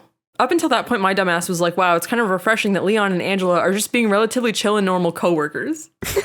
Like, it's nice that they support each other, but that's all it is. Like, men and women can just be friends and not be weird about it. Look at that. And then they start making out, and I'm like, okay, no, what the fuck? Yeah, I don't know. Because there was no tension. There was no buildup. In my opinion, I did not see this. And I'm a romance girly. I'm a fan of romance. So when romance is just like shoehorned into something, I'm like, ew, no. Why would you do that? I have another question. Was there implied tension between Claire and Leon in RE2? No, not really. No, they're just... I don't think so. Okay. I wasn't sure. I mean, like, that's probably a shipping thing, you know, like, but... No, I would say there's more between Leon and Ada because Leon and Claire are separate for most of the game, actually. Yeah. But Leon definitely has a thing for Ada. Or Ada has... Yeah, I don't really know. Who has a thing for who It might be both ways. It might go a little bit both ways. I think they both have a thing for toying with each other. Maybe that's, that's the thing. I don't know. Yeah. Whatever it is. Whatever it is. Yeah. Right. I don't know. I like it. So then we have a final showdown with Chris in this big underground tunnel because I think the levels, all the different like chunks of the facility start dropping underground so that the big hatch can close over them and they'll explode. Right. They're already like kind of underground, I think. Yes. And I am like, where does this go? In my head, I'm just like, this must just go to the core of the earth. I don't know. I don't know giant, how deep it goes. Yeah, I don't know. Well, the other that company that's foreshadowing for the next RE game, they go down to like the ruins of it, so it must not be that far down because they can get down there and do cleanup. Anyway, so they're like on these platforms that are like slowly being lowered down into the incineration pit, I guess. And so that's where Leon and Angela are having their final showdown with Curtis, while Claire is like up in the admin console room, not really doing much at this point. Anyway, in that final showdown, Leon takes several blows that should have shattered his spine. Like he gets like flung like many yards and collides with like a big hunk of metal. And I'm like, your spine is dust. No, he's tough. Done. He's got impact proof clothing on or something. I don't. Yeah. So Leon gets flung away. It's Angela and Curtis. It's brother and sister facing down. And she happened to have a picture of his family that like fell out of her vest or whatever. And then he sees it and picks it up with his comically large monster hands and looks at it. He's like, oh God, my family. And then he's like, you have to, Angela, you have to get away. And she's like, no, how can you save anyone if you can't save one person? I don't know. She calls back to that dumbass thing. Yeah, I like how we keep butchering it every time. I know. And then she's like resigning herself to just like die with him, I guess. And I'm like, why? Like, you don't have to do that. You can just try and get away. Anyway, so then they like start to plummet. Leon grabs Angela and they're like, oh, okay, monster falls. So like, oh, thank God. Like, we're safe. The monster's falling down into the incineration pit. Leon also says that same thing. Oh, yeah. Oh, go ahead. Go ahead. Yeah. Until Monster Tail, whip crack, snaps back up, slithers up around Angela's leg, and then it's like, oh shit. And somehow Leon is holding on to Angela and the monster, and all of this weight he's holding with his calf muscle. Yeah, he's just got his leg wrapped around it. And I'm like, first of all, that monster is at least 800 pounds? Like, right. Yeah, that's just not. And then Angela's like, you have to let me go. And then Leon says, if you can't, how can you? If you can't, how can you save one person? How can you? If I can't, I'll save you. Anybody. Yeah. You can't save one person. I like the butchering that. That's actually in the show or in the movie, Leon in his like 4 IQ, brain did butcher the saying as well. Yeah, it's in character for him to butcher it. And then he shoots the monster in the head, which why didn't you do that to begin with? Because that's enough to make the monster let go and like stun it long enough for it to drop, to let go of Angela. And then it falls. And my note says, Curtis falls down the tunnel when fire go boom. Yeah. Oh, the Google has a suggestion. Let me just... Okay. Goes boom. There we go. Goes boom. Yeah. Okay, sorry. My bad. And then it's like the like safety hatch closes, and then Angela and Leon fall off the little walkway thing that they were hanging onto, and then land on the ground, and then some sexual tension starts to ensue. It's like, okay, where was this sexual tension before we kissed? I don't know. Yeah. All right, and then from there, things get a little hazy for me. That's okay. But basically, Frederick ends up getting arrested. He tries to flee with some data. Right. So he has a briefcase and data. So he has data on the G virus and like the video, like the stuff, because that's what Curtis had. He's got the G virus and he's got video of that. And like, here's what the G virus does. And then he also has the, I think, last remaining sample of the vaccine for the T virus and like another vial that is the T virus itself. And theoretically, that is what is wanted. Like, he is part of some operation where it's like, hey, we'll give you both the virus and the antidote to or the virus and the vaccine so that you can do bioterrorism, like an arms dealer, but for infections. Yeah, you can sell the disease and the cure. Yeah, and that type of thing. Make oodles of money, probably. Right. I don't know who he's talking to exactly. I think we discussed earlier that we don't know who he was like on the phone with someone. Don't know who that is. Yeah. I don't think that's revealed. Yeah. But he gets intercepted by Claire, Leon, Angela, and the entire fucking U.S. military. I don't really know. Right. Yeah. So. Yeah. They arrest him. Well, at first it does like a fake out where it's like Angela's going to shoot him in the back of the head. Mm-hmm. And then her gun clicks. And then they arrest him. Mm-hmm. And then after that, they're like the senator. They reveal what happens to the senator. I don't remember. So first, before that, we get the like scene of like our 3 main characters. Right. Okay. Yeah. So then we cut to happy sunshine time. You can tell everything is okay because the sun is out and the weather looks nice. Mm-hmm. And Angela is in a polka dot dress. Yeah. And this whole time, I will say, there are female characters in this movie, and it did not feel too like male gaze centric with any of them until we reveal this shot of Angela where she is wearing a purple polka dot 1950s housewife dress, and her knockers are about to pop right out of that thing. Oh my God. I gotta pull this up again. I did not remember it being as bad as you're describing. I laughed when I saw her. I was like, All right. Are you looking at it? Yeah, let me share my screen real quick. Okay. There you go. All right, let's look at this together. All right. Yep, there's Angela. Leon, I don't like how Leon looks in the daylight. He looks weird here. Okay. This feels like a dress a pregnant woman would wear. Right. It is giving maternity clothing. It's giving maternity. Yes. No, for sure. It's giving trad wife. Yeah. And her boobs those things are thangin', I think. Compared to how she looked previously with her tactical gear. It's like the transition is kind of wild. Yeah, it was a weird jump to see the dress. I feel like that's a bit of weird. Because like they got like kind of Leon, obviously a tactical man. And Claire is kind of like civilian. Civilian. And she is fancy sundress. I don't know. It's interesting. Yeah, I don't get why. It doesn't feel like it necessarily fits her character as a rough and tumble special response team leader. Correct. I don't know. Which that's not to say that like you can't be feminine if you have like a rough and tumble sort of job, but it just felt weird. I don't know. And especially since her cleavage is literally right in the middle of the screen. Like right there. I gotta push back. I don't think it's as exaggerated as you're making it seem. Oh, you don't think it's that bad? But go watch for yourself. Yeah.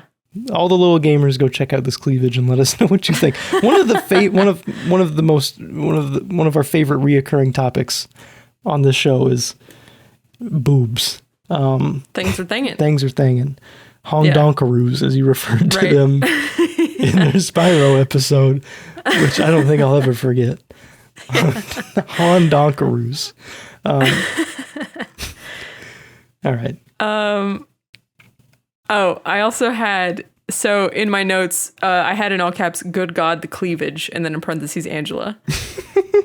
And then I also had moral of the story, never trust a Brit, because that's with Frederick. Or a balding man with correct. Ron Davis. Yep. Yes. Okay, so from there, it's like Leon and Angela kind of have a thing where it's like, oh, can we maybe see each other again? Go and then diving. Leon keeps... Yeah. And then, but Leon can't because he's always getting those damn phone calls. Yeah, he can't. His phone's always ringing. So he leaves. Well, no, Claire and Leon both leave.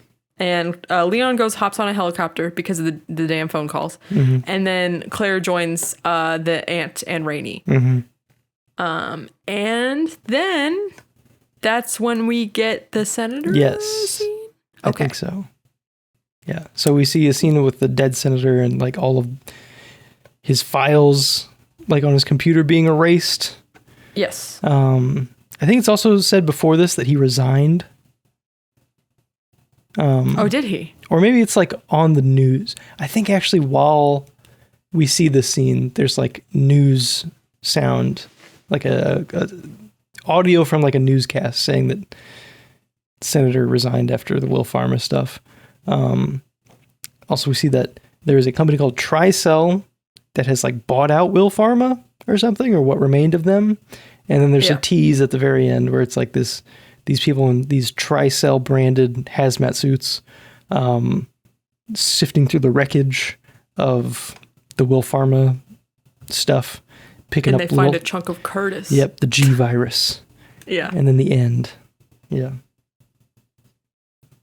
Yep. All right. Then we all clapped.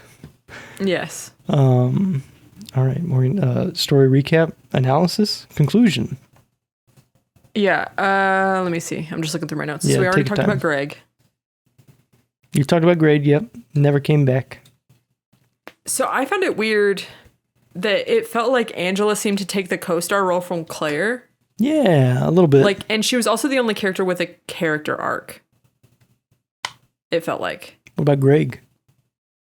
Well, I guess he kind of has one, but like 10 minutes, really? Yeah. Also, I was kind of debating. So part of what you said the critics were saying about this movie is that it was predictable. And again, I'm kind of like, okay, well, okay, maybe this is a hot take. When I hear that a story is predictable, I'm like, well, I don't think that's necessarily a bad thing. Because, well, I guess it depends on why it's predictable. Is it predictable because it's relying too much on cliches? Or is it predictable because it has adequate foreshadowing and is like well structured, right? And I don't know which category this movie falls into. Would you say it falls into the cliche? Maybe? I think it's a little cliche.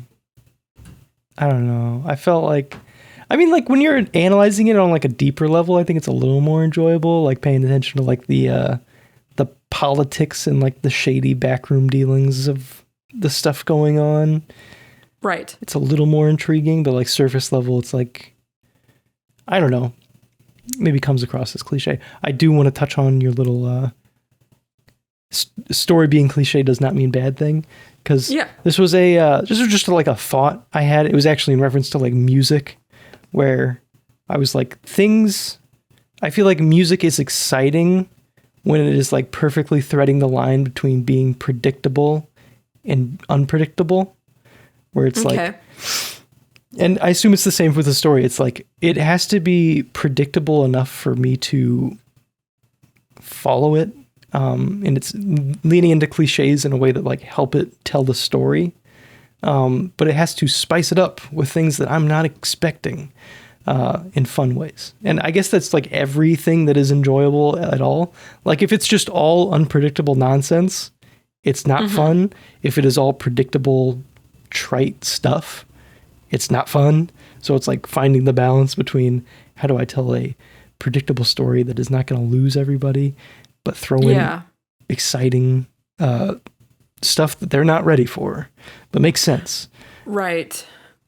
I feel like I might have mentioned in our first return episode that I had started reading some Brandon Sanderson novels. And Brandon Sanderson also has a lot of free online content. Most of it's like filmed lectures that he gives at BYU, where he talks about like basically gives out like free storytelling advice, which is fantastic. If you're into that sort of thing, that's a lot of fun.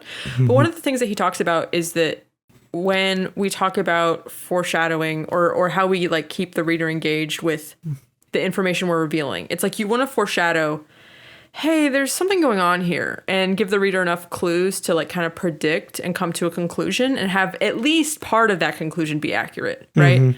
Because you want to say, okay, you suspect this. So we get to that point, and yes, you're right. But also, here's this other thing you might not have considered. And then that keeps it like, maybe like stimulating, I guess, intellectually stimulating. Yeah, that's what I'm getting at, yeah. Yeah. And does this movie do that? I don't know if it does. You know, it's like, bad guy had secret motives. Bad guy, clearly bad. Yeah. I don't know, maybe maybe Curtis being a little bit of a puppet was kind of, because it's like, he had plans clearly to do something, but it's not like quite what we thought. I don't know, maybe that kind of works. A little bit. I don't know. I don't think this movie was by any means like, the plot wasn't like bad. I think it's fine. Yeah, it's fine. I guess. Maybe meh is the appropriate response. Yeah, meh. I'm going to say meh. It's not like bad. Like this is not like horrible. I was getting a little bored after the airport scene. Or after the airport stuff. Well, that's really early on, isn't it? Yeah, it's like the first 30 minutes. And I was like, this is fun. And then I'm like, this is not as fun. I was like kind of surprised when we transitioned to the airport to the Will Pharma facility. I thought the whole thing was going to be the airport mess. Me too. If I'm being honest. I was kind of like, I knew about the airport thing. And I'm like, this is an airport related drama. Yeah. I don't know. This is Die Hard 2. This is yeah. All right.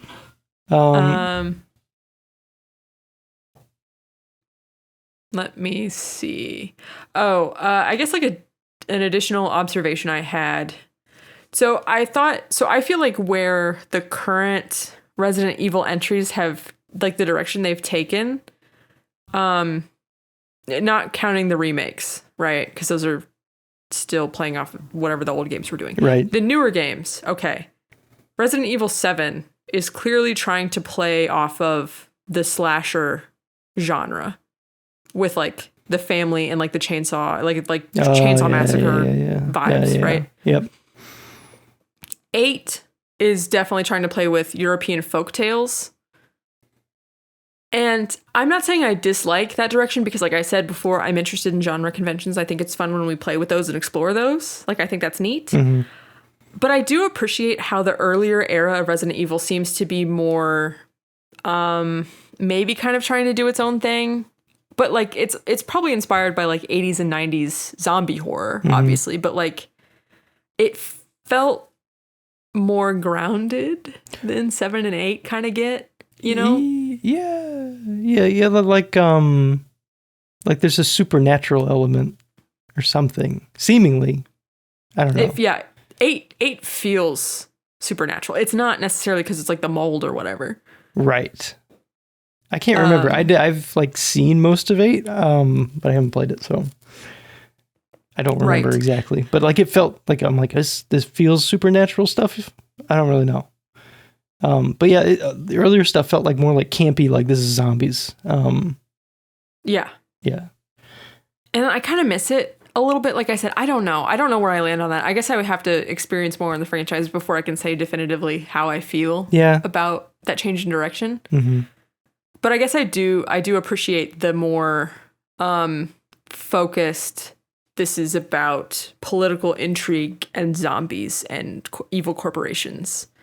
I do appreciate that very much for what it is. Right. Yeah, like honestly, this like is a franchise that has evolved and changed direction seemingly so much over time.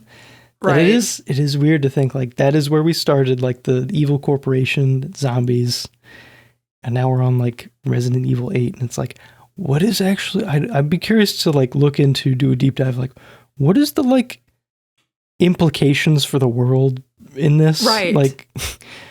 What's going on more broadly? What even is the mold? Like, where did it come from? Mm-hmm. Like, is it a little bit like the Plagas thing, where it's like that was kind of a self-contained one-off? Yeah. See, I don't know. Well, because 7 is in like southern United States somewhere, in like an isolated. It's just this one isolated family, or maybe there's more people involved in that. But then there's also something going on in the village in 8. And then there's the Plagas. I think maybe, so the Plagas, so 4 was the one who kind of took a step away from the whole T-virus, G-virus, whatever virus with the Plagas.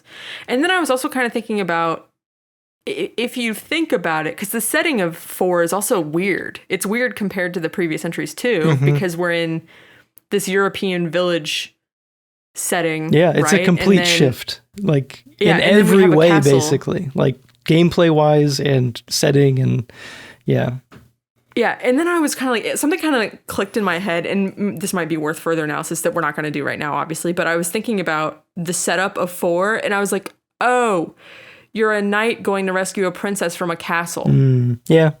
Because that's what Ashley is. Right. Well, I mean, she's the president's daughter, but that's like our version of a princess, kind of. I don't know. I thought that was interesting.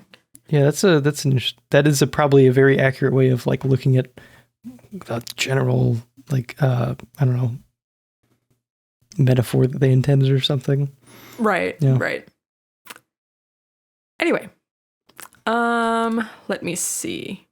Also in I guess just some like general observations I had about the themes in Resident Evil that I thought were interesting that they've explored. So I feel like that we kind of talked about earlier in the important questions section. What are the zombies in Resident Evil about? And I feel like in Resident Evil, it's really like a paranoia about the advancement of medical science. And basically like advancements in medical science combined with corporations and institutions that value their goals over public welfare. So it's like, how much do you, as an average person, really matter when the bottom line is the most important thing? You don't, is the answer. Which is like, I think that's relevant. Yeah. I think that's something we should continue to talk about. So I respect the series for that. I'm not going to say it's more relevant now, but it feels maybe equally relevant today. Yeah. So. Yeah. I think it's always been relevant. I just think that maybe we're in a place where we want to talk about it more right now for reasons that are important. And then the other thing I was going to say, and this might kind of delve more into like the conspiracy theory side of things, like it's real world equivalent. But I've also noticed the like paranoia around global elite entities pulling strings that not even our highest facing public institutions have a wrangle on. So that's people like whoever Ada works for. Right. And whatever happened to the senator where he got presumably assassinated and like his computer wiped. Like there's clearly, and whoever Frederick was working for, like there are forces in play that we don't even know about that are like pulling the strings like here. An Illuminati. Like, yeah. Exactly. Yes. Yes. So that those are some interesting thoughts I had about the like the story themes here. All right. That's all I had to say. I'm gonna ask this little visual section because in thinking about it and reading through it, I was like, yeah, I really just wrote, man, isn't it crazy the graphics got better? Yeah. And also this closing thought section is really just our recommendation section, so I'm gonna ask that as well. So I mean, your recommendations. That's where we're at now. All right. Yeah. So where can you watch this? Doesn't seem to be streaming anywhere. So, I mean, what's left except for legal copies of physical media, which we both obtained? When I looked up streaming, though, it said it was for rent on Amazon Prime and like Apple TV and YouTube and stuff. That's how I watched it. How'd you watch it? Yeah. Anyway. That's how I watched it. So yeah, do we recommend it? I mean, for me, I'm going to say it's a like, I mean, if you're like really into Resident Evil, then yeah, sure. Yeah, why not? It's fine. Yeah, sure. Like, yeah. I don't think this could possibly be for anyone that like isn't like really into the Resident Evil lore. Right. This isn't going to like turn anyone on to Resident Evil. This is probably not. No, yeah, it is. No, and also like it's fairly like the deeper parts of the plot. You gotta like know the game or the lore. So yeah. If you want to experience Resident Evil, the best medium is probably a Resident Evil game. Yeah, I would say so too. I would say so too, and also a 5-hour-long YouTube explainer video of the lore of Resident Evil. And also maybe some Leon X Reader fanfic. Okay. Let's go. Send me some links. Let's get next episode. Yeah. All right. We're really shifting away from PS2 now as we discuss Leon fan fiction.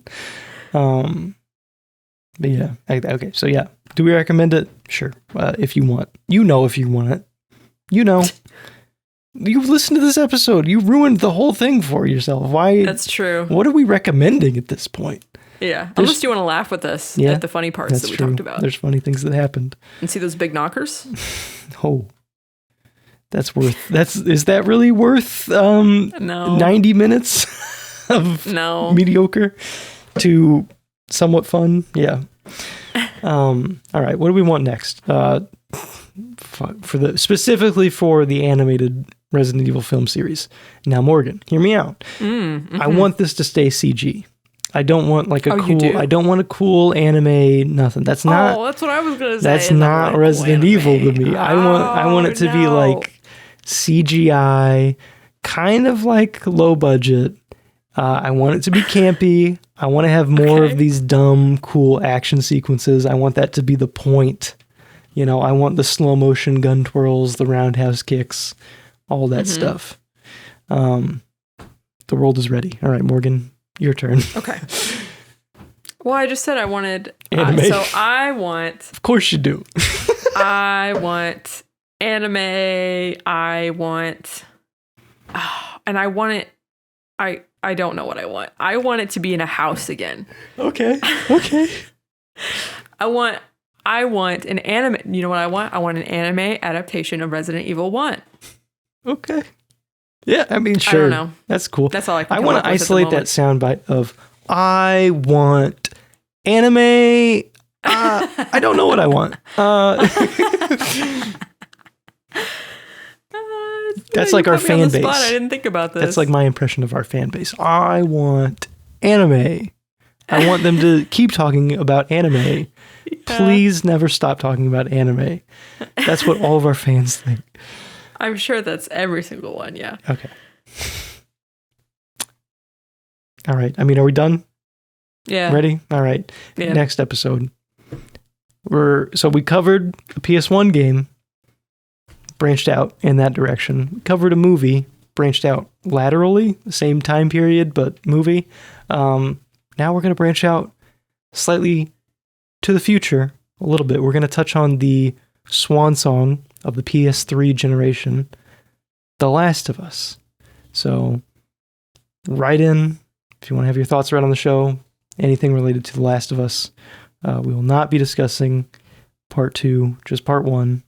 You're safe, I guess. I don't know. Fucking whatever.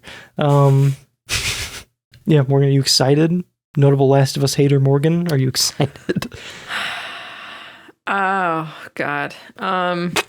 Listen, I don't think I'm going to be able to. My contrarianism is like, is clawing on the inside of me trying to get out. That's what's happening. It's a struggle. She's seething over there. Morgan, I need clarity on something. Mm-hmm. I was under the impression that you've never played this. You have? What? Oh, yeah. You've played it? A little bit, yeah. Oh, okay. A little bit. Yeah, I didn't beat it. Okay. But yeah, I did play it, and I was really bad at the stealth, and but I mean, like, I don't remember disliking it by any means at the time. I was confused because you mentioned you played it. You're like, yeah, I played it. I was like, you played it? The whole thing? Oh, no. Well, yeah. That's what I was thinking, though. Yes, I have played a segment of it, and then the rest of my knowledge I have absorbed by cultural osmosis. And the best way. It's like I want everyone to shut up about it. I'm tired of hearing about it. I'm tired of hearing about it. I'm tired of it being released every 6 months, it feels like sometimes. I know that's not true. It does get re-released every 6 months. Yeah, it does. And then the show, and then we still can't shut the fuck up about it because there's a show now. Yeah, there's a shitty show. Shut up. Oh, I'm sorry, I called it shitty. I don't want to hear about this sad dad anymore. I'm tired of it. I'm sorry. We'll talk about how I think the show is shitty in the future. Okay. I think I'm like I feel so alone whenever I talk about the show being shitty. Granted, I know that there's people complaining online. I'm talking in real life. Sure, right. But yeah, I'm not a big fan of the show. I gotta be honest. Love the fuck out of the game, though. I fucking love the game. Okay. I'm gonna say I think like part 2 specifically. I love part 2 more. I think it's like a top 5 game for me, just through and through. First game, I'm gonna say a safe like top 15, maybe higher. I don't really know. Okay. Anyway, yeah. Yeah, you don't have to watch the episodes. That's all my thoughts. Anyway, ready to close? Yeah. Okay. Thanks for listening to this episode. Please support the podcast by leaving a review or rating, or subscribe. Stay up to date with the show. That's not all what I wrote.